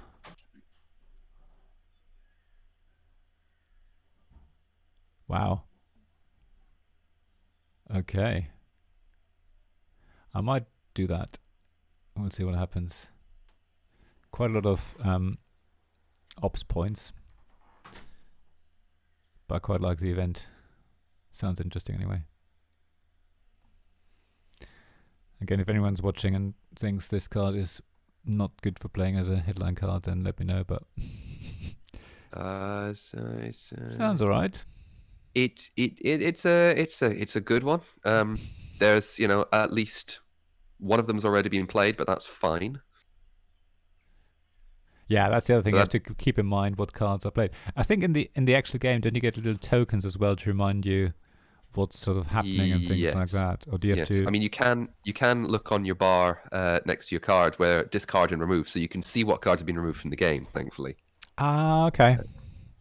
And there's also little markers just underneath your tokens at the top left and top right, which show effects that are in play.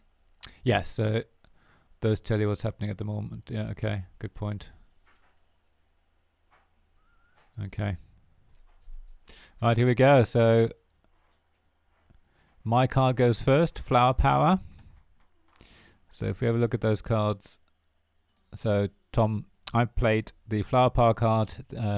USSR gains 2 victory points for every subsequently US played war card. And war cards are the Arab-Israeli War, Korean War, Brush War, Indo-Pakistani War, or Iran-Iraq War.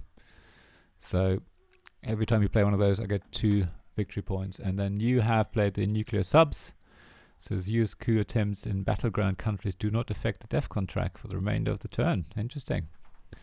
So my go. I think let's have a quick look at the space race again. Man in space. 2 ops points needed. There was an interesting card. Where is it? No, where was it? Oh yeah, that one. High ops points, but I think I'm going to play this as an event. The ABM treaty basically increases the DEFCON value by 1, so it's now at 4.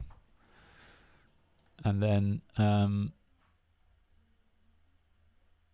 I can now play this as influence as well. I've forgotten about that because it's a both card. I can play it as an event as well as the influence. Oh, actually, I could have played it as a coup. Oh well. Yeah, I can still undo it, can't I? Oh no, that's gone all the way back. I shouldn't cheat. Right, so I've played this as an event. Takesy backsies. And then I'm going to play it as influence. I should have played it as a coup probably. Right. I'm thinking, let's see if I can get more influence there. And then 2 more there. And that's me done.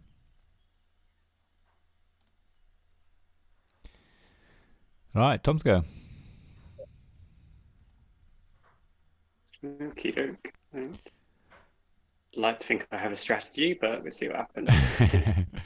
Good.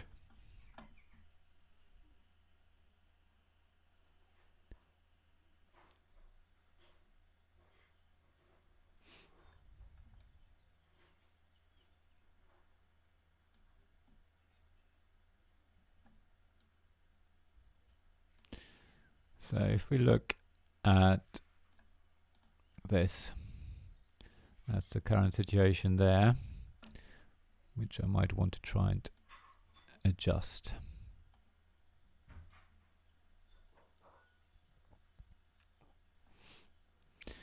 So Jamie, how do you normally play games then? Do you have friends around? Do you play solo games? What is your sort of type of gaming? Oh, is Jamie still there? Can you hear me?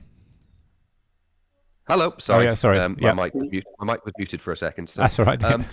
I don't play very many solo games. In the lockdown, I've been playing a lot on Tabletop Simulator and a couple of apps like Twilight Struggle. Yeah. But I played a lot more games when I was in Edinburgh. Just had a bigger kind of circle of people who played it. Right. Here, Ian C, who is on Brainwaves Cast, lives about a mile away from me, so occasionally I go over to his and we play some games. Oh, nice, yeah. We've got a couple. Yeah, we have a couple of mutual friends who will meet up and occasionally play some games together, which is quite nice. Cool. But I've really, my board game playing has gone down quite a lot. Yeah. So what, since you moved to Glasgow? Since I came back, yeah. Yeah. So I'm originally from Glasgow, but I see. Yes. Yeah. I remember saying you're coming home. Yeah, that's right. That's right. Yeah, I'm quite lucky with Tom and a couple of other guys. We have our weekly games group. Obviously, used to have them around each other's houses, taking turns. Now we've been playing online a lot. My neighbor actually hasn't sort of taken part recently because work is quite busy for him. So it was just the three of us. But yeah, we tried various things. Tabletopia, which is interesting. Obviously, the Steam games as well. And my partner is, thankfully, if she does enjoy playing some games, I've managed to get her. Yay! What sort? Yeah, play some. So we played some Merchants and Marauders recently. Okay. Which I love, but it reminded me that it's very finicky in certain regards. It's lots of rules. Yes, well, you can do this, but you can't do it until you've moved into the port. And only then can you take this action. But it's good fun. It's punishing. And yeah. So what sort of games do you think she would like then? What? Oh, she's very varied. She quite enjoys Merchants and Marauders. I think her favorite game is Letters from Whitechapel. Oh, okay. Yeah. Ooh. So you like sort of more co-op games then? Do you think? Or just detective games? Or co-op games sometimes. She's generally got a habit of beating me at most games when we play them, and I don't like. Usually, if it's like the first time we're playing them, and she just goes, "Yep, I'll beat you." I'm like, "Oh, okay." Yeah, it's a nice and varied kind of selection that we've got. No, it's good. It's nice to have a mix as well. Yeah, it's quite hard to find games with different people as well. So my wife and I used to play Wingspan quite a bit. Oh. Now we've gone into Quacks of Quedlinburg, which her brother bought a while ago, and we sort of did a bit of a game swap. That was quite nice. So, Halibut says, "Yeah, my partner and I love Whitechapel too." There you go. Yeah. Right, so I'm trying to address the situation over here. See whether I can do it slightly. Tweak the control. I think I might play this card as an event. So that allows me to gain 2 influence in South Africa or add influence adjacent to South Africa. So I think I want to gain 2 influence in South Africa, if you look down there. So I've got a bit of a foothold there. And then it's Tom's go. And then I've got still a few more turns to, as I say, look at the situation over there.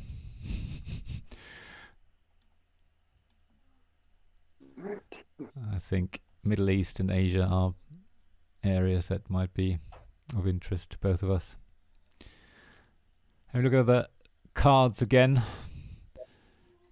My hand isn't too bad. Okay, that card that you've Tom, I'm not being unfair. This card that Oliver, you've currently got up is, there's one that is specifically targeted from the US to the USSR, and one that is USSR to US. And this is one of the cards events I find very problematic. Yeah. Because it basically can just trap you. Yeah. Yeah. Like it can hold you up so badly and can just ruin a game. Yeah. Because it requires a number of conditions. In order to break the event. But considering one of them is a dice roll. Well, we might as well read it out. I don't mind sharing this with Tom. So Yeah. this is a mid-war card, the Bear Trap. And it's in favor of the US and says on the next action round, the USSR player must discard an operations card worth 2 or more, as well as, and roll a 1 to 4 to cancel this event. So already you still have to discard a card whatever happens. And then you repeat each USSR player action round until successful or no appropriate cards remain. So if you're out of appropriate cards, the USSR player may only play scoring cards until the next turn. So this, could be quite harsh if the US had it in hand. But obviously I can get rid of it potentially as a space race card. But I think in a game it's so back and forth, there's that, for me, it's that card or those 2 cards that just trap you so thoroughly. Yeah. And it kind of makes you go, occasionally you think you'd be rattling along and you think you've got, a handle on, and then it goes, right, stop. You start discarding all these cards because where do you think you're going? Exactly, yeah. And you can't even potentially play a scoring card, so... And I understand why. I completely understand why it's there, Yeah. Or in terms of it, it's an interesting change up to the pace of the game. But for me, I feel it kind of it slows it down so much it stops it. So I'm actually going to play this as a space race card, as we just said. So let's roll the dice. We need a 1 to 3, and we got a success. So we now got man in Earth orbit, which means nice. the opponent chooses and shows headline card first. Okay, that's fine. So basically, Tom, what that means is when it comes to picking headline events, you are going to pick. Usually, you pick yours simultaneously, but you are going to have to pick yours first.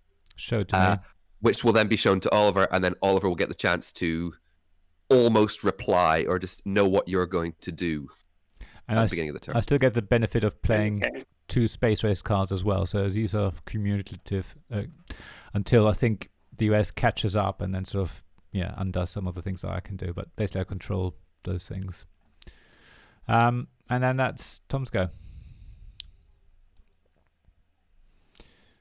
Yeah, I still got a few cards.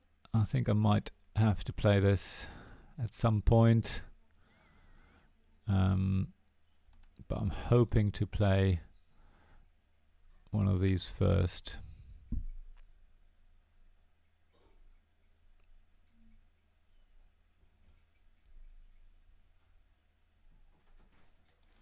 Yeah, I don't know how that's going to work out, but we'll see. And then this one. Don't know whether I need that this time round. Oh, coup attempt. There we go. I mean, why not? I mean, if it's subs. Oh, it's a value, but you got 2 military ops. That's good. You're heading towards the 4 military ops you need.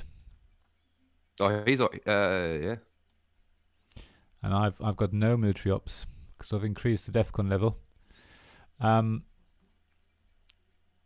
So I'm going to try a coup attempt, and I'm going to go for. I see. No, yeah. Sorry, I was going to go for Pakistan, but I already control that. That's not good. Let's try the Philippines then. So it tells me here what the potential outcomes are. I'll definitely gain 2 military ops, so it's useful. And I succeed. So the Philippines. You don't get influence, but you wiped out all of his. Yeah, and I got 2 ops points as well.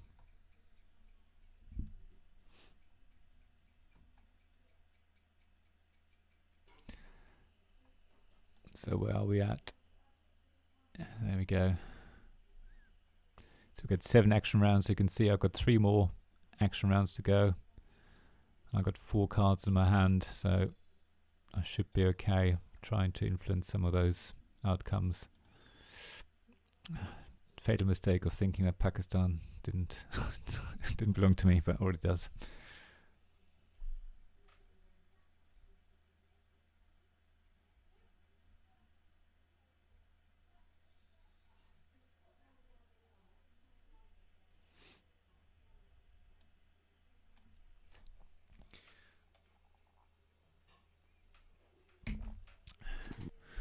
Shuttle diplomacy.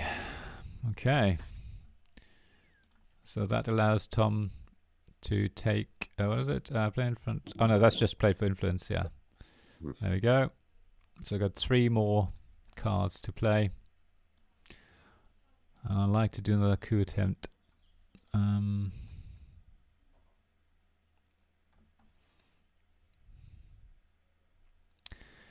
Well, might as well play that now. Do a coup attempt. And well, if I do South Korea, it's not going to look good. I mean, that's a pretty that's a pretty solid that's a pretty solid tie up for them, yeah. But we can have a look in South Africa. What does that look like? That's more likely. So we'll give that a go. Come on. And we succeeded. So South Africa belongs to me, and DEFCON Looking out on your hero goes down. Yeah. So how it works is for coups, the stability number is doubled, and then you have to beat the country's stability number with a d6 plus the points value of the card you played. Right, okay. So, and if there's a difference, if you rolled higher, then the opponent's influence is removed by that difference. Okay. If there's still number left over, so for example there, you rolled, so he got rid of 1 influence, yeah, and then gained 1 still. But it then adds on to yours. Now the effect of my card, the event was that I had to randomly discard a card from my hand, and if it's an event, I think it would trigger that event. So as you will have seen, it's discarded my scoring card, which don't know whether that's good or bad. Would have made 1 point difference, so maybe that was a good thing.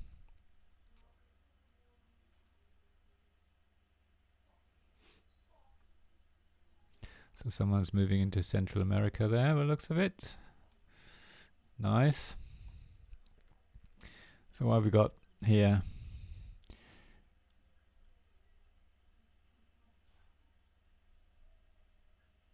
Okay, I'm going to play this as an event.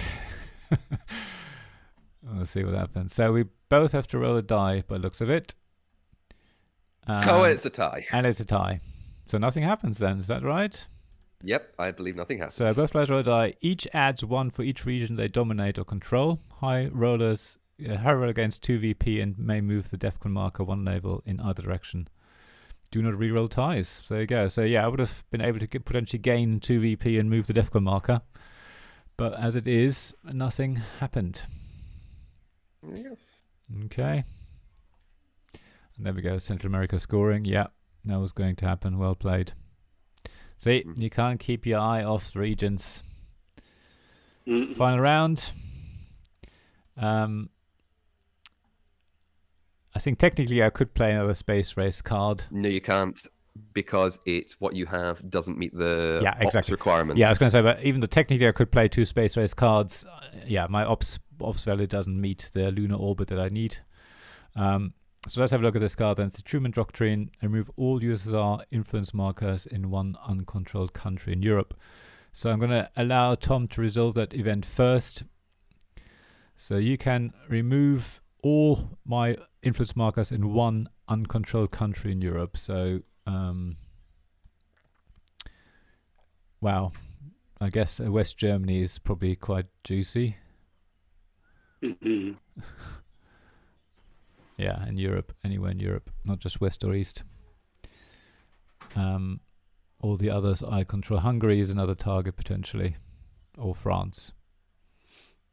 So I have to confirm this, don't I? Yeah, there we go. I was going to say. Sorry. We could I'm teasing you. Decision, this is what you could do, but I won't let you.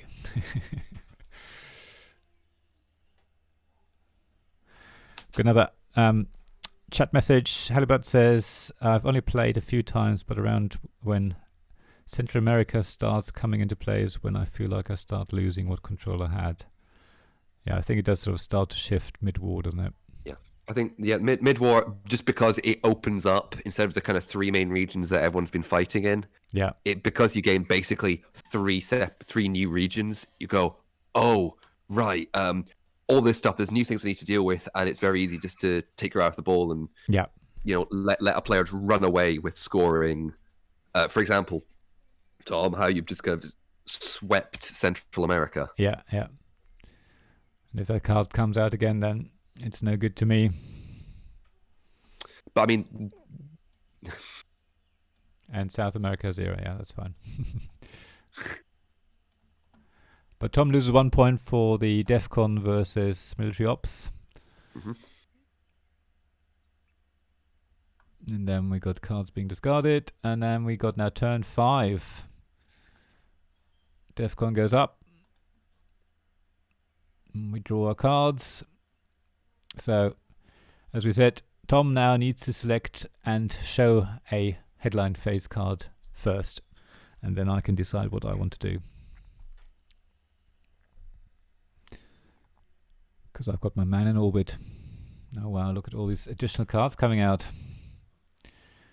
Wow. Can't wait to see what they do. Actually, maybe we should start looking while Tom decides. That's quite useful.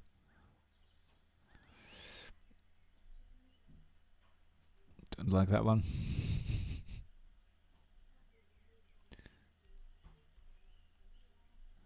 Okay, interesting.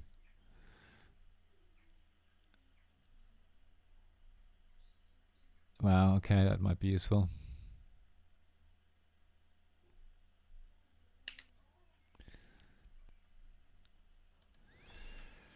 Oh, so much to read. Okay, has Tom chosen? Yeah, sorry, That's right. Yeah, just skim reading. Yeah, there's loads to read. I'll carry on here as well then. So if you're watching this, hopefully you can read this on screen. So that might be useful as well.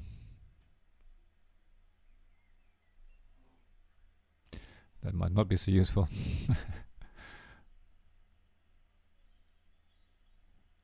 Oh wow. Yes, it's It's not bad, that one. It's not a bad card. Depends on what the other player has. And then yeah. Okay.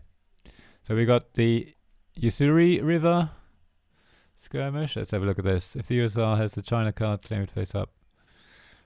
If the US already has the China card, add 4 US influence in Asia, no more than 2 per country. Okay. So where's the other one? Where was it? So if I play the app one, I mean, it's good. It's a good one. And it sort of let's play the Cultural Revolution in return. So the USS goes first. The US goes first. So if I had the China card, something would happen. But if the US already has the China card, you add 4 influence in Asia, no more than 2 per country. So the US can do that now. So this is in Asia. So also, it's worth pointing out that you'll see that scoring cards have already been played. So Asia, Middle East, and Central and South America have been played. Ah, okay. Gotcha. Do you see the little crosshair? Yeah, okay. So, but Southeast Asia is still not played, which is only a one-time one, I have to say. Okay. Africa and I don't remember if Europe scored recently. We'll have a look in a minute. But yeah, basically my Cultural Revolution stole the China card out of Tom's hand and face up this time, so I can use it immediately. So Europe has scored. Yeah. Okay, so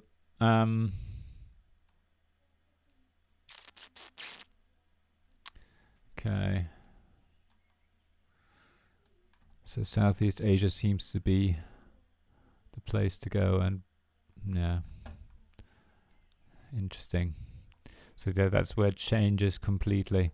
So there was a card I really didn't want to play. That can't use. No, not that one. This one I can't use for Space Race because I need Ops 3. So I'm thinking if I go either for this one or for this one. No, I think I am going to go for this one, played at a Space Race. So I have to roll dice, and I need a 1 to 3, and I failed. But at least I got rid of this card. Not that would have helped, maybe. I don't know. So just to clarify, if I play a card as a influence card, the event text does happen if it benefits me. Is that right? If you play it as an event, it benefits you, yes. But even if it benefits you, and if you play it just for the operations points, if it benefits you or it's a neutral one, it won't trigger. If it's one that directly benefits your opponent, it will trigger. Finally got it. Great. Yeah. Thank you. Right. Doing a bit of swapsies here. Well, it's probably quite good you took it because I was fully planning on using that next round straight away and then using the China card afterwards to get it straight back off you. Alright, let's see if I can steal it back again. I can do something similar though. So I'm going to play. I'm going to play this as an event, and I'm going to confirm that. So this card allows me to exchange. Basically, so I'm going to read it out. Exchange this card for your opponent's highest valued operations card in this hand. If 2 or more cards are tied, so you take this Missile Envy, and you have to give me one of your highest ones. If there's a tie, you decide which one do you want to give me.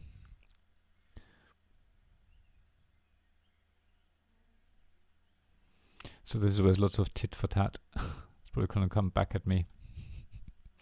Because this doesn't... So this, for example, says nothing about being discarded after being used. No, it doesn't. So it obviously goes into Tom's hand, and then he can play it back at me if he wanted to. Yes. The last game I played of this with Ian C. from the Brainwave podcast, we played Missile Envy, and I realised about 2 minutes too late that I could have, because he played the card on me, and we were sitting at DEFCON 2, I could have DEFCON suicided him, because the card that I could have given him said degrade DEFCON 1 level. Oh, okay. 2. Yeah. Because it would have been his turn, he would have then lost. Yeah, that's a good point. I should read the rest of this card before Tom chooses. So if the exchange card contains your event, a Russian event, or an event applicable to both players, it occurs immediately. If it contains an opponent's event, use operations value without triggering the event. Opponent must use this card for operations during his next action round. So yeah, there's quite more to it than just swapping cards.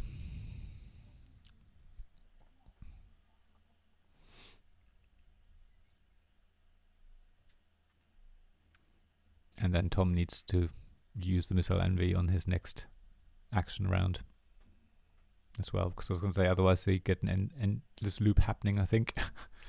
Keeps going round.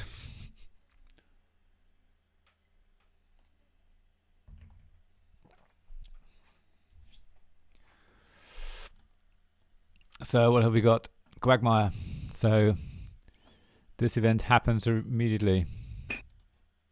So next action round, just player must discard an operations card worth 2 or more and roll. Oh, yeah, okay. So this is the horrible one. Okay. Failure. This is, yeah. Wow. Sorry, Tom. Didn't realize how effective this card actually was.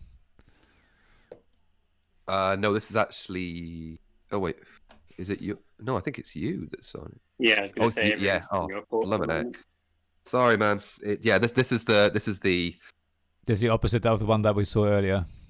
Yes. So whereas before it would have affected USSR, this now affects the US. So you have to discard an operations card, roll the dice. I've already done all of this. I've seen that, but it's just, you basically have to keep doing this until you succeed rolling, and that is horrible. So maybe that gives me a chance. So what else have we got? We've got quite a few high ops cards. So what does the phasing player do? It's your phase. Okay.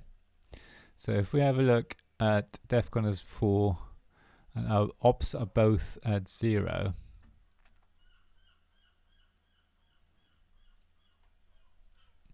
So maybe that isn't quite yet the one to play for an event.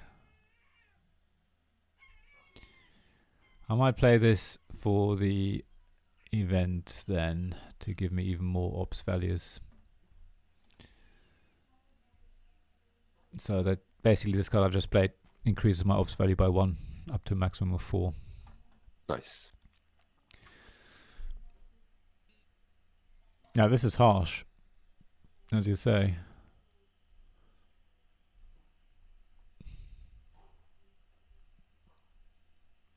But the US is still in the lead. Yay! Phew. There we go. Thank goodness it only took 2. Quagmire's gone.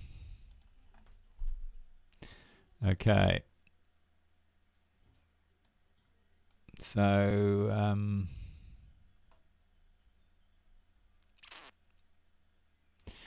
what about this one? Okay. Okay. Wow.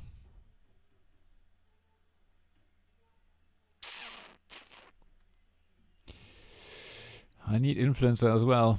I'm going to play this event. So here we go.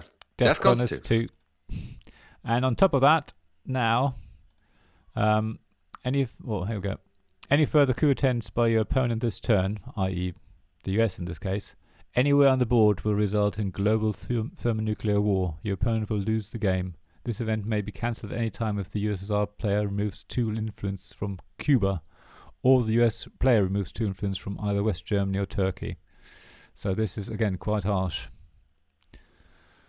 Sorry, was that for the rest of the game? This turn? Oh, this turn, yeah. No, I misread that for a second and was like, what? That would have been even harsher. So we are, I've got 3 more rounds to go. Tom, 4 more. But that means I can still do coup attempts if I wanted to, as long as I don't blow up anything. Well, you can do coup attempts, but remember, you are at DEFCON 2. Yeah, so I can only do it in certain places. So let's do the theory, because that's something again that so we're at DEFCON 2, which means only Africa and the Americas basically allow coup attempts. If I do a coup attempt in a battlefield, then battleground, that's it. Then DEFCON would go down, so I would basically lose. So the only place I could do a coup attempt really is in Nicaragua, Haiti, or Dominican Republic, because Panama would blow me up. In Africa, there's nothing. I've already controlled everything. So again, I don't know whether it was the wisest choice. I'm going for the... What else have we got? I do want to do a coup attempt though.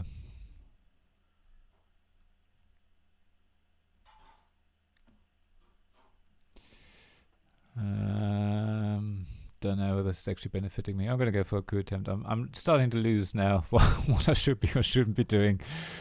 But I do want to try and get into Central America, and it's looking quite promising. Yeah, so it was going to happen either way. So now we've got an opponent event. So the US just gained a victory point, or 2 victory points even.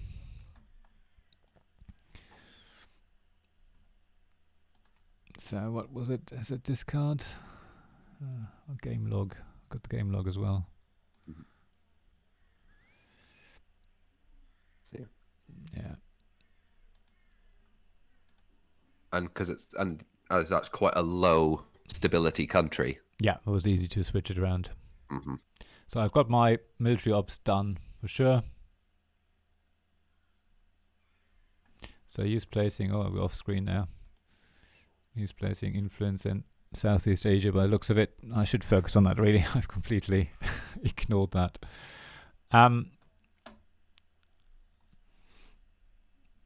So I could potentially try some realignment rolls. Yes. Again, with the DEFCON rules applying, so it's South and Central America. Oh yeah, of course. Sorry, yeah. So I do want to place influence then. That makes it easier. So where do we want to go? We want India back for sure. And maybe move into Malaysia as well. Got 2 rounds remaining. Yeah, this is where my head starts to explode, I think. Trying to keep control of it. I think with these online games, I also find that you don't get the overview of the board, so you have to keep zooming in and out. And I think, no, you can. Yeah. I think if you just I can zoom out, but even then, I always find you don't get everything. Yeah, if I have a physical board in front of me, I don't know. I'm a maybe more tactile player or something, but I can just. Oh, I'm with you there. It's the tactility is wonderful. And just having this full board right in front of you, seeing it there is, I think, easier. Whereas on screen, you always get lost some detail and things. So, but I'm not making any excuses. If Tom wins this, he wins it.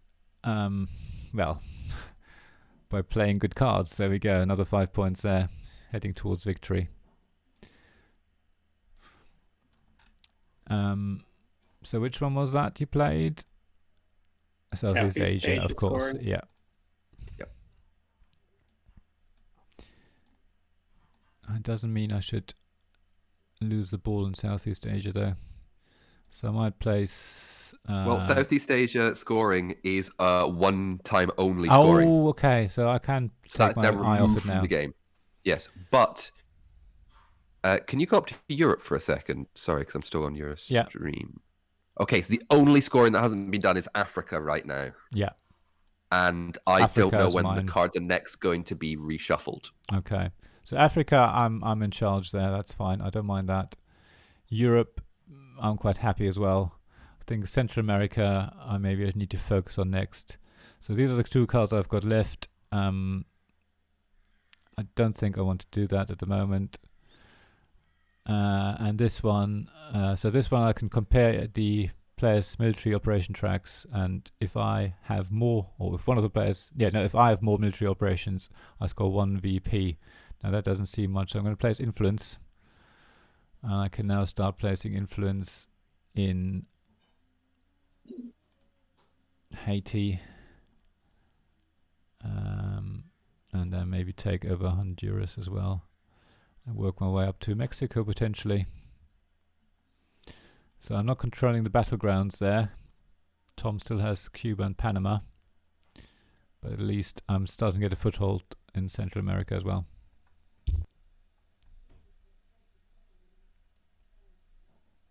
All your there you go, nice. Egypt. So this time I get 2 victory points because Tom's military ops are 0 versus DEFCON of 2. And then Brezhnev Doctrine and Cuban Missile Crisis all disappear. So we're back to where we are. DEFCON is back to 3. And we're back in the headline phase. So again, Tom needs to choose first the headline card and show me, and then I can choose what I want to do. Now we do like Willy Brandt. USR gains 1 VP, and USR receives 1 influence in West Germany. And cancels NATO for West Germany. I'm reading this out, I know Tom can hear this. But yeah, big German politician. Controversial in some ways. And then we've got a few other cards. Okay.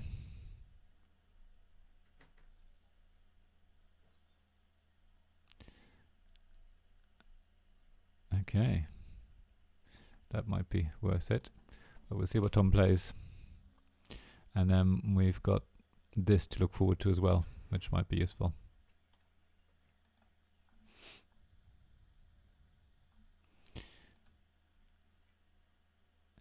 looks quite a mixed hand.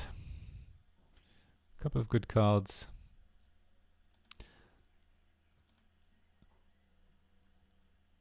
Not so good, that one. We'll see. So here you go. Camp David Accords. So the US gains 1 VP and 1 influence in Israel, Jordan, and Egypt. Very nice. I'm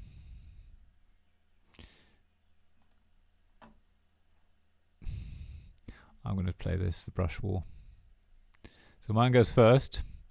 So now I can attack any country with a stability of 1 or 2. And then I roll a die and subtract 1 for every adjacent enemy-controlled country. That succeeds if I roll 3 or 6. And, well, the result is 3 to 6. And player adds 3 to this military tracks ops. So that would help with that.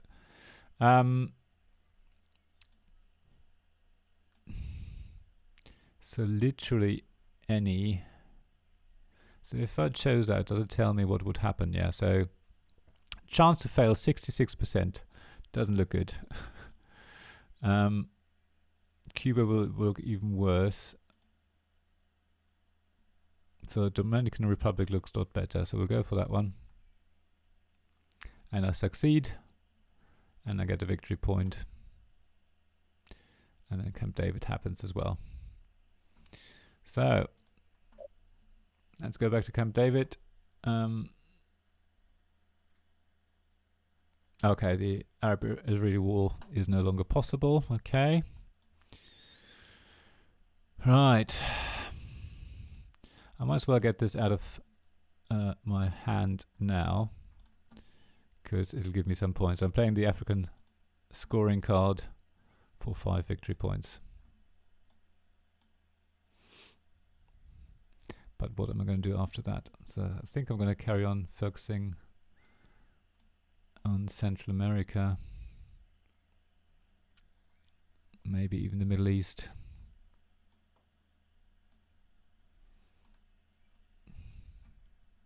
Oops, sorry, that was me. Did you go silent again? I forgot the very basic rule of streaming, which is keep your phone on silent. It's okay. I am a numpty. That's fine. We're allowed in this stream. It's more relaxed.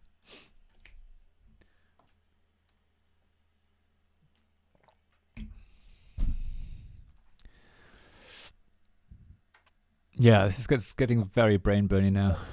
It's as you say, whatever you do, everything seems to be wrong.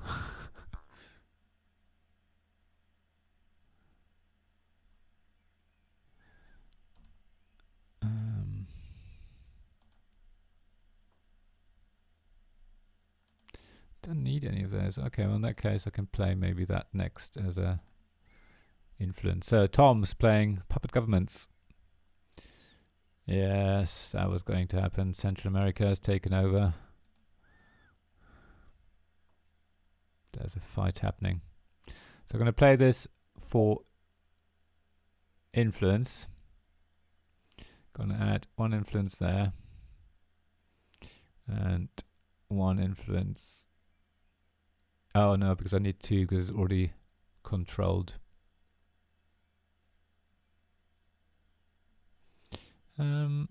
Maybe go to Haiti. Just top that up. Done.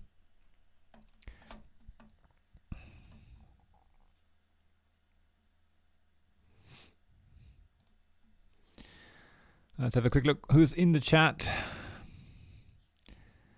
And say hello to everyone. And so feel free to join us in the chat. Say hello. Let us know what you think. Is there a card that you think I should play next? Because I don't know. Defcon's gone down. oh, Tom likes this tactic. So if you look at the card, so Defcon at any level you want, 1 to 5. This event counts as 5 military operations. Wow. So Tom is okay as well. Nice one. I will say it's my favorite card. Not for any gameplay reasons. It's just because Doctor Strangelove is one of my favorite films. I'm just glad they had a card representing it. Yeah. I was enjoying it as well, actually. It made me smirk at the beginning of the round, but I didn't want to mention it because it gave anything away. So what happened here? I think Tom must have swapped a card with me earlier. It was when you played the missiles. Yeah, that's right. So, okay, I can poke the opponent in the chest and gain 2 victory points, apparently.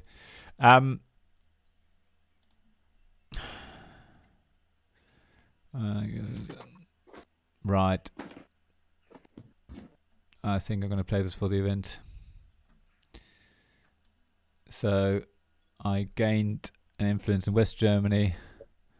And what else happened? I lost that now. I think I gained a victory point. That's right. Yeah. And it's Tom's go. So I think we're all good from the military ops front at the moment, unless someone changes the DEFCON to 5, then I might not do so well. So I lose 1 ops value, that's fine.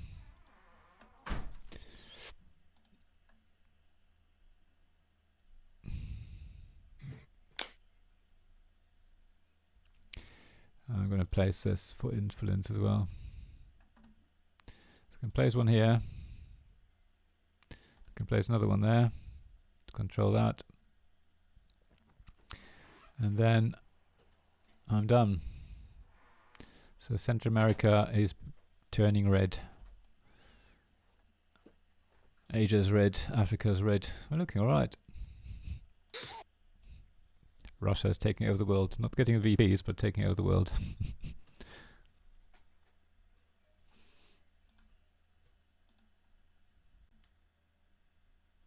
The only problem is I can't really do any space race at the moment because my ops points aren't high enough. So next one I need is 3 ops for lunar orbit that it would give me 3 victory points.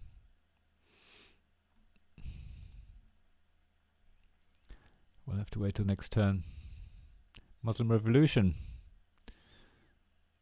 So what does that do? Remove all user influence in 2 of the following countries. Okay. So you're playing that as your space. And unfortunately you failed. Yeah, of course I will. US has had the worst luck in space racing, apparently. Yeah, I don't think you'll be first to the moon at this rate. Okay, what else have we got now? There's some things that are not going to benefit us. I don't like that one. We might just have to go for this one.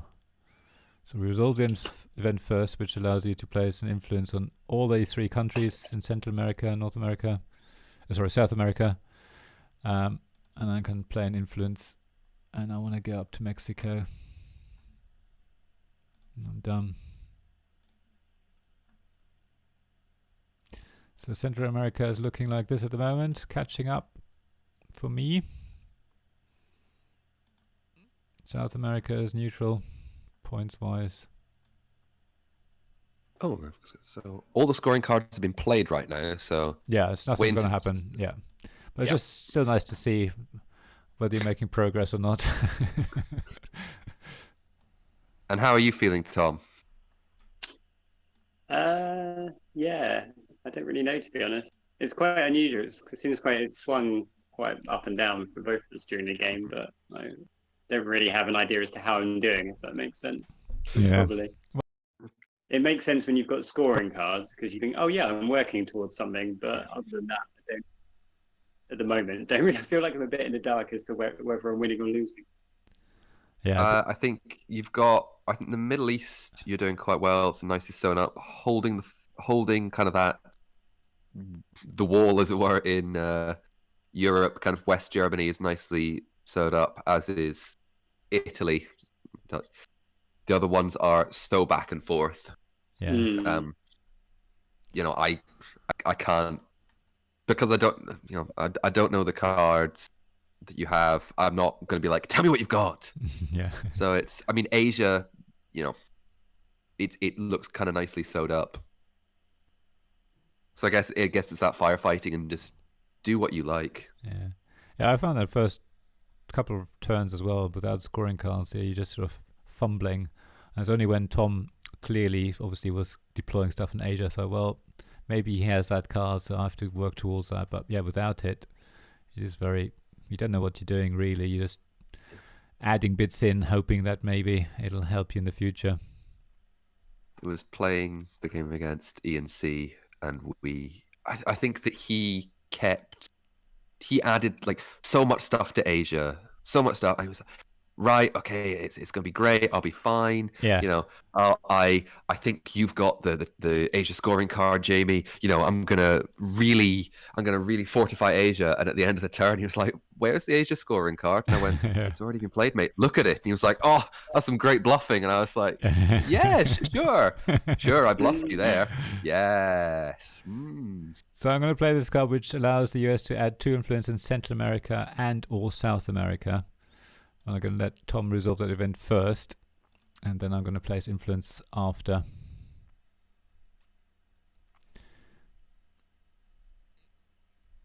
So Tom can try and take back some of the Central American regions potentially, or spread down into South America. There we go. So I can now place influence. I might as well take Mexico. Getting close to the border, to the US. I'm knocking.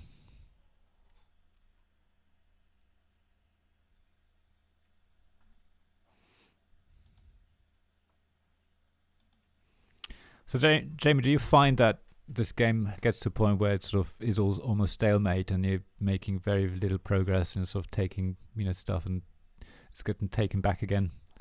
Yes, it's such so pendulum like, and I said it does devolve into this is the best move. This is the least worst move I think I can do. Yeah.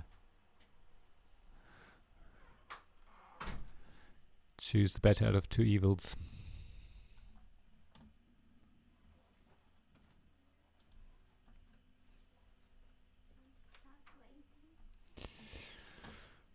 It's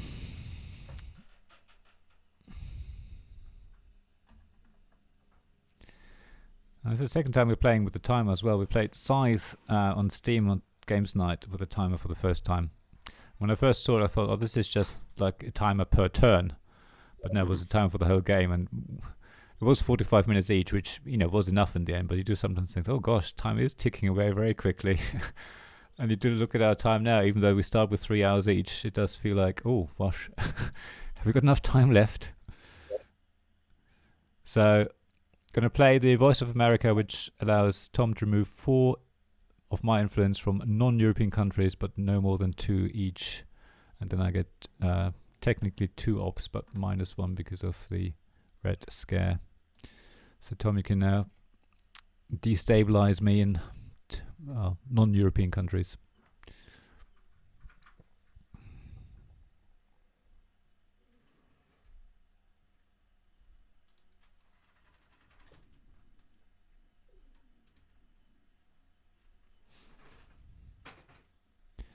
Are you allowed to pass in this game, actually, in case... You're not, I believe. No. I can say, so if you have to kill yourself, you have to kill yourself. I mean, hopefully you've worked yourself into that situation where you're not gonna, but... we shall see. Generally, working yourself into a suicide is... don't think it's not easy. Right, okay. So...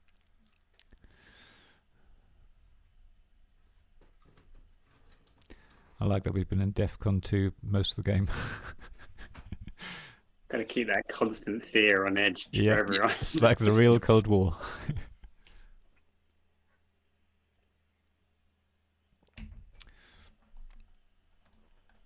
Just gonna try and look ahead. Good Gorbachev coming up. Maybe we can get the Berlin Wall to fall soon.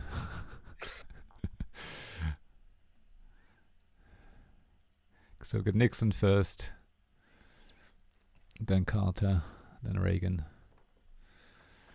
and then Mikhail, who opened up the East in some ways. or at least didn't stop the West. I think he would have framed it as the lesser of the two evils. Yeah.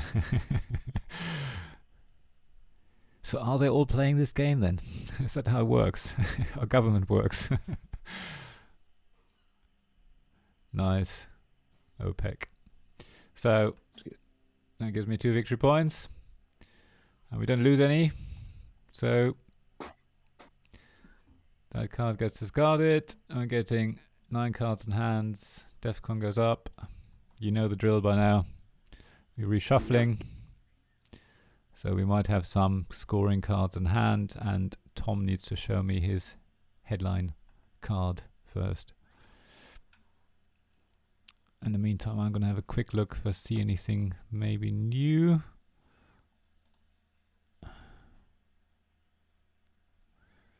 That might be quite useful. Was there a reshuffle? Oh, all the scoring cards are now back in play. So it was reshuffled. Yeah. This is where we're going to see the. Oh, I quite like that actually. Yeah.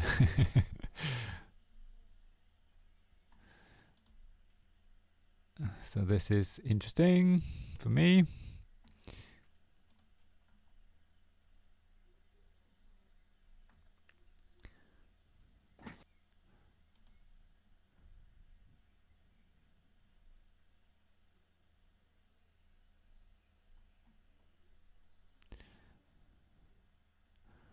I think I might play this as a headline card.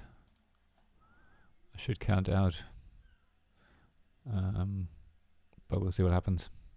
So we've got the 5-year plan. Nice. Okay. That one. So Tom's goes first. Oh, that's not necessarily bad. Discarding that. But I've given Tom 2 VPs because he's got more battleground cards, battlegrounds than me. Okay, I quite like this now though.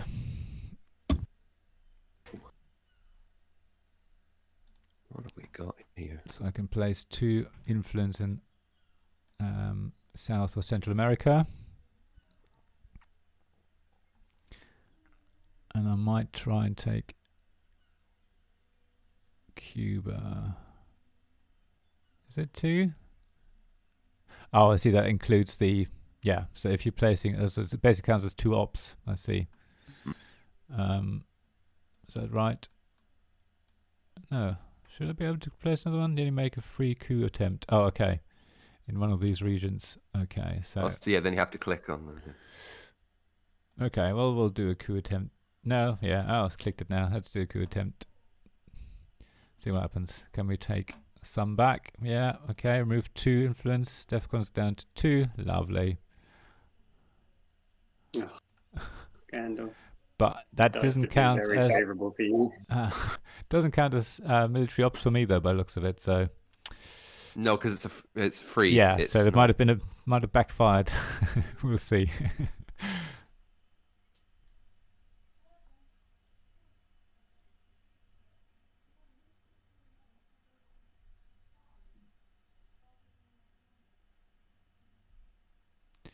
Player scoring is now open. And I know what I need to focus on. I think this region here is the one that I need to focus on.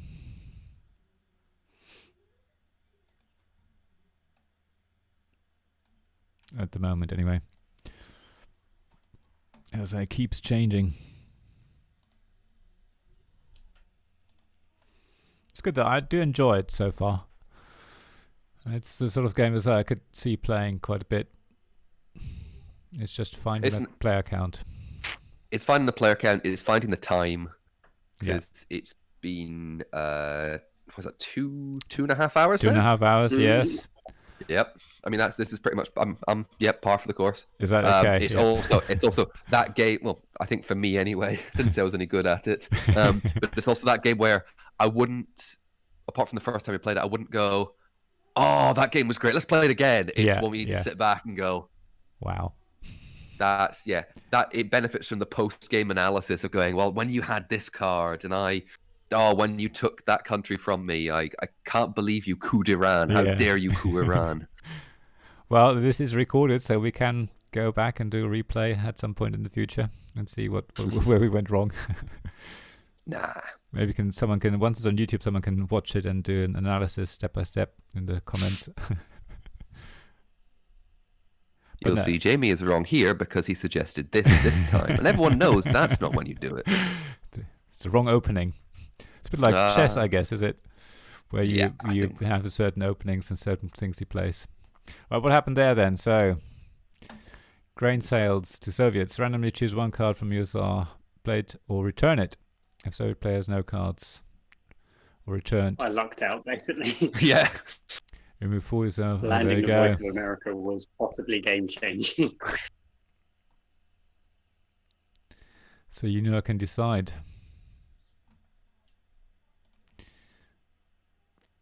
If you want to play it or return it, basically.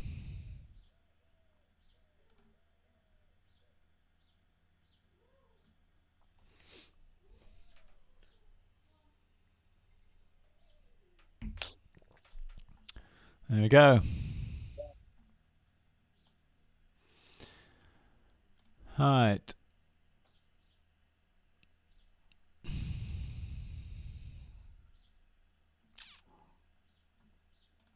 I think I might play the Brush War.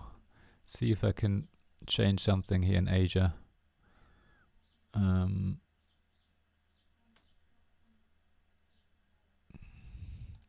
So what would Thailand look like? Not very good. So maybe we have to go with... Oh, Cambodia doesn't look very... Oh, because of the neighborhood bonus. I see. Gotcha. So they're all not going to look very good. I think Burma might be... Yeah, Burma's a 50-50. Let's see what happens. No, it failed. Okay, never mind. At least I've got my military ops in. Probably a bit of a waste of a high value card.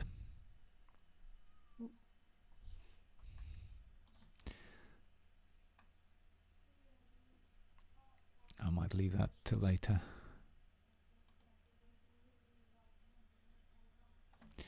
But I've got this one, I have to remember that one. Yeah, so this might be my next card.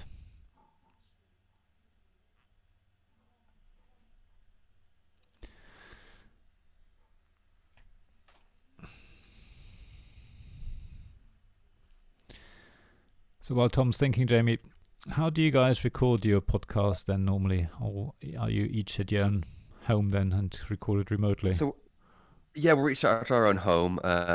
Ian C and I are in Glasgow and Ian M is in Edinburgh. So we meet up on Discord. Yeah. And we record it through, we each record our own audio through Audacity. Okay. And then send the audio to Ian M, who then edits it all together. Yeah. I was wondering whether that's him editing. He's doing very good editing, as I really enjoy the episodes. He's been great. Yeah, he's been really good. Initially, when it was Sam was the third member of the team. Yeah. Sam's got a background in kind of music editing and production, so some of the more fancy stuff was him, and he basically took all the lead on the sound effects and things. On the sound effects and stuff. Right, and nice. I think all the music was created by him. All right, okay. Because he's a clever bunny like that. Yeah, I'm very jealous of him. I was going to say. but Ian has now taken the reins on that, and he's doing a really good job. I think he is, definitely.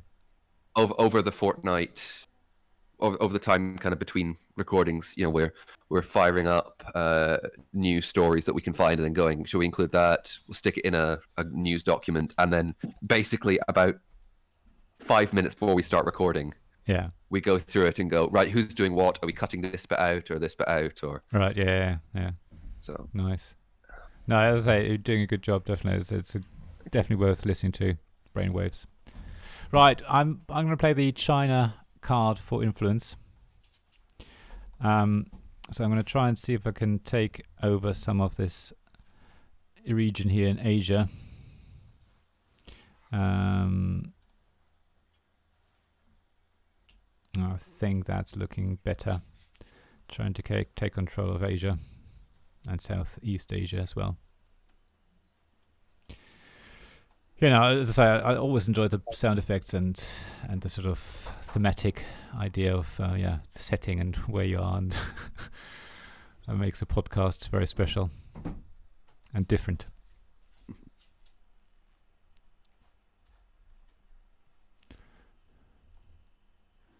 I just enjoy lending it to that slightly odd, surreal nature. Yeah. But I think that says more about me and the fact that the Ians are willing to go with my nonsense. Oh, nice. Okay, someone's heading into Africa. Right, what we're going to do.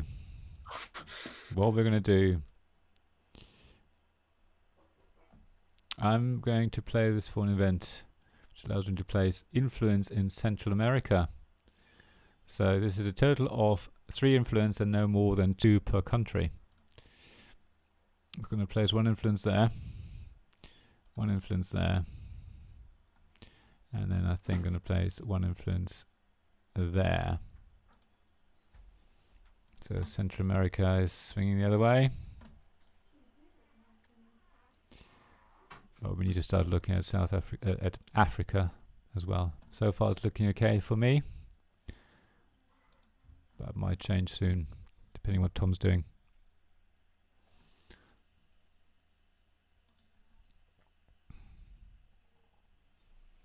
So technically got 3 more turns after this, so I've got 3 more rounds.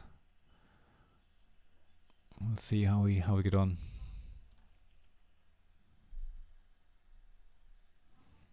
I hope none of you got anything booked for the afternoon. But Jamie, do say if you do need to go anything. Thank you.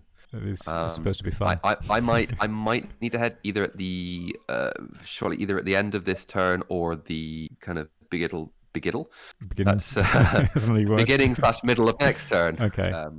But no, I'm still here. Okay. So I don't want to keep people. No, not at all. It's supposed to be fun. Yeah. Right. So more space race happening. Cool. Hey.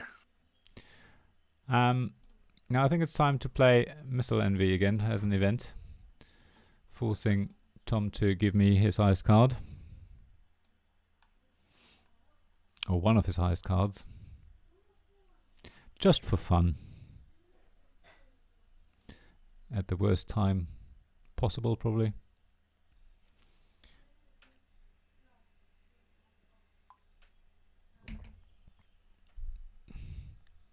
And Tom, obviously the same goes for you if you want to grab some food or something. We don't have to play this to the end. Mm-hmm.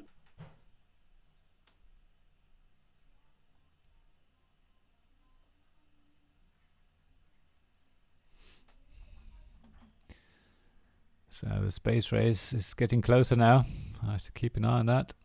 Don't want the US to overtake.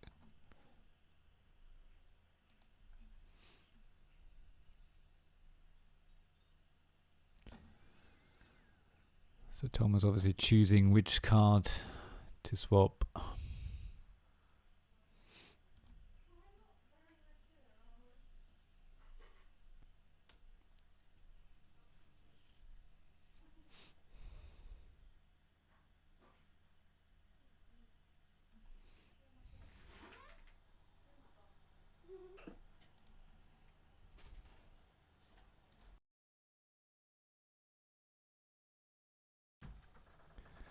My family's having lunch. I'm getting very hungry. I've had this bowl of porridge sitting next to me since I started, and I've been kind of slowly eating it. And now I'm like, I'm really hungry, but not for porridge. It's a bit cold now. Yes, and wrong time of day. Yeah. Right. Did you say you're based up in Edinburgh normally? Well, I'm in Glasgow, and one of the Ians on the podcast lives in Edinburgh, and the other Ian is also based in Glasgow. Oh, okay. But I lived in Edinburgh for a few years when I was at university. I was going to say, I lose track, to be honest. But I think they had quite a good board game community up there. Like, I think they had a cafe in Edinburgh. Yeah, they've got a couple of cafes. They have Oh god, the names have just completely dropped out the back of my head. If anyone is in the chat and knows the Edinburgh Board Game Cafes, remind me. There's Red Dice Cafe, which is in Leith, which importantly is not Edinburgh. It is Leith, very different, which has got a nice community. I know Ian M goes there occasionally and runs a playtesting group. There is Knots and Coffees, sorry, which is quite nice. Which is actually where I learned to play Twilight Struggle. Okay. And there is another one whose name I've completely forgotten right now. I have no idea. Yeah, Games Hub. That's it. Sorry, Games Hub. Which I've not been in, but I have friends who really enjoy going there. There was also one called Tabletop Cafe, which is the one I frequented a lot, and met a couple of good friends through. So. Okay. But sadly, that one no longer exists. But yeah, there's a really nice community up there. Glasgow has a slightly smaller community, but it's still very vibrant.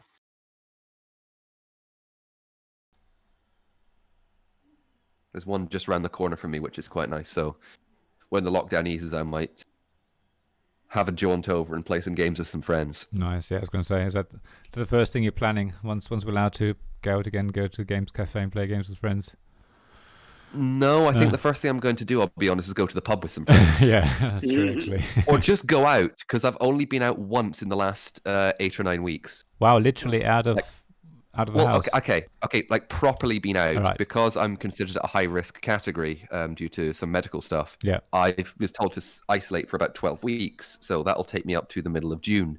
Wow. So I've been out for like a couple of minutes, like taking the bins out or taking the recycling out, or taking glass out. Yeah. But I've been out once for a half-hour walk at like 7 or 8 o'clock at night, so about a week or so ago. So I have been going a little bit stir crazy inside, which may become quite clear when listening to the podcast because I've been going slowly off the rails. Oh, that must be horrible though, being stuck in. And as I say, it's just. I mean, at least we've got a garden here, so even if I was sort of isolated in that sense, I would have some fresh air and things. But yeah, gosh. So, you getting food delivered or? Yeah, thankfully, yes. My mum lives about 2 miles away, so she's been very helpful in getting me stuff like once a week. Oh, good. Yeah. My partner's parents are also dropping in with the occasional things as well, so that's really nice. Wow. No, I can imagine that can't be easy. Keeping busy. It's things like this that I'm enjoying. I'm kind of living vicariously through it. So I'm like playing games, great. Even just sitting, watching games, talking to games. This is great. Keeping your mind occupied with other things. Yeah, same here. I'm trying to keep busy and doing other things and not think about things. Ooh, Allende. Success. Central America is being fought over. Okay, continue. South America. Okay, right. So I've got this, which I should have probably played earlier, but I'm going to play it for influence, and I'm going to see if I can. Oh yeah, I could go into Vietnam. Didn't even think about that. There we go. Final round for Tom.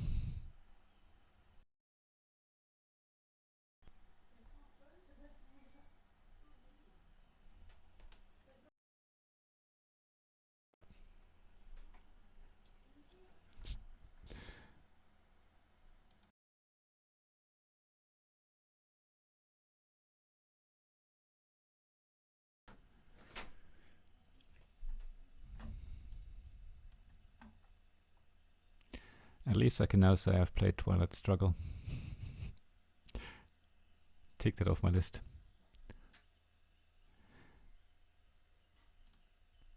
I don't think I'll add it to my BG Stats app though.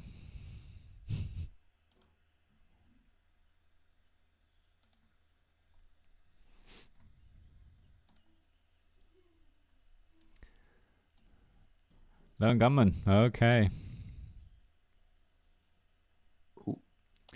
And Nicaragua. Nice coup. Look at that. Yeah. Yeah, I was going to say I've done all right with the last couple of rolls. That's a pretty excellent swing.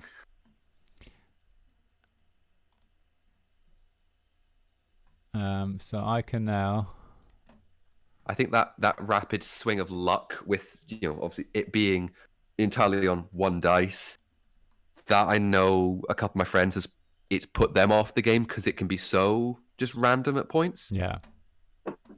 Yeah, But- it's something that's always put me off Risk and kind of similar-ish games.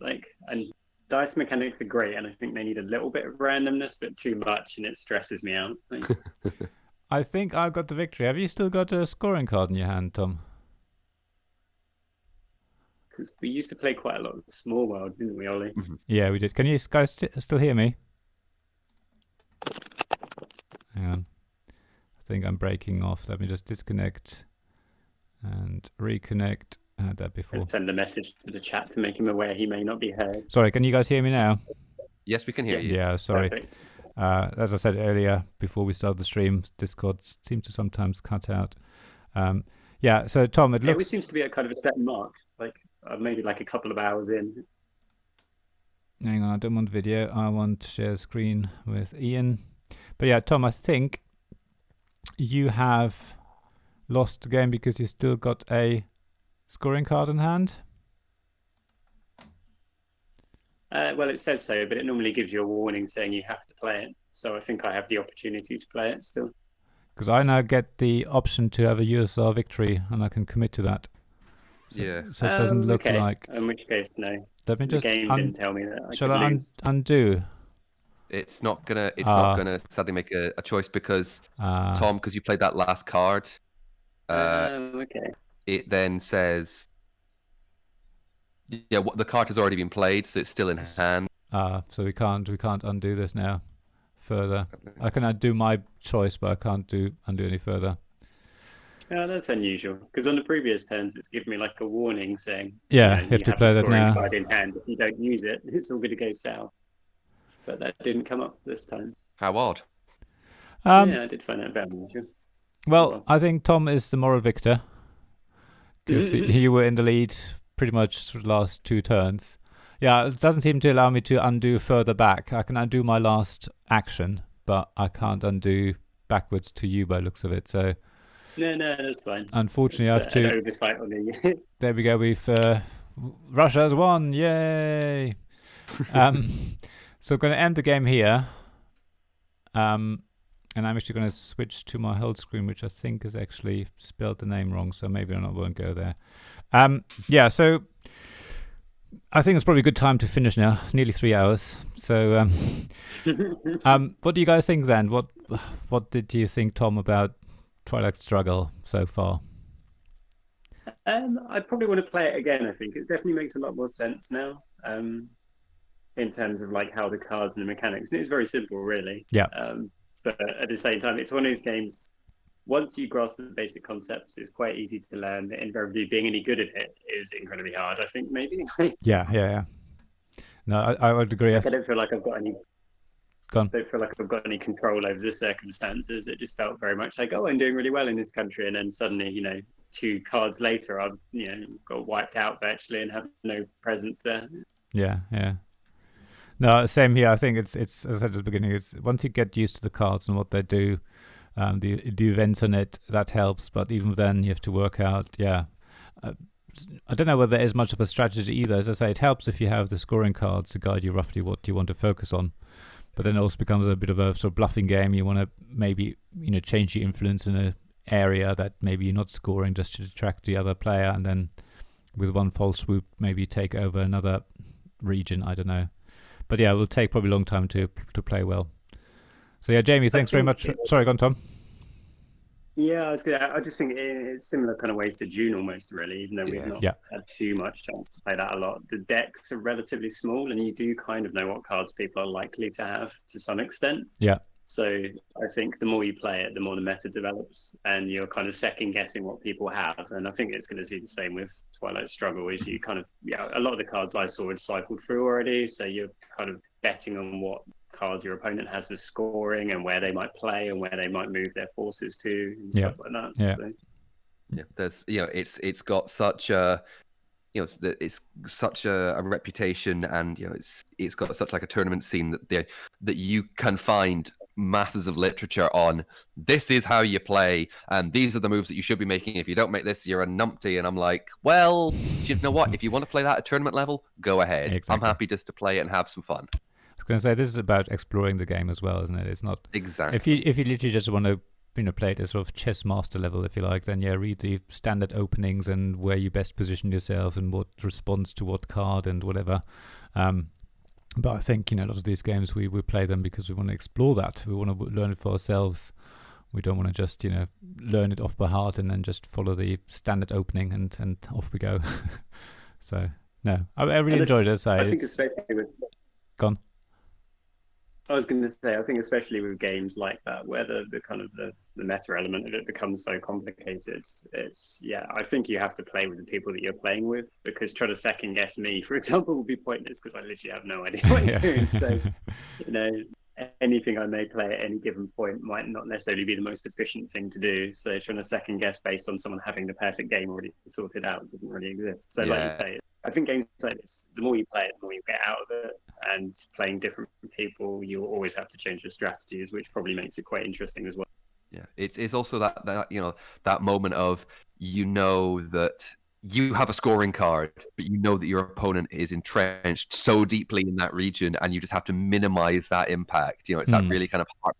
Can I do it with these cards?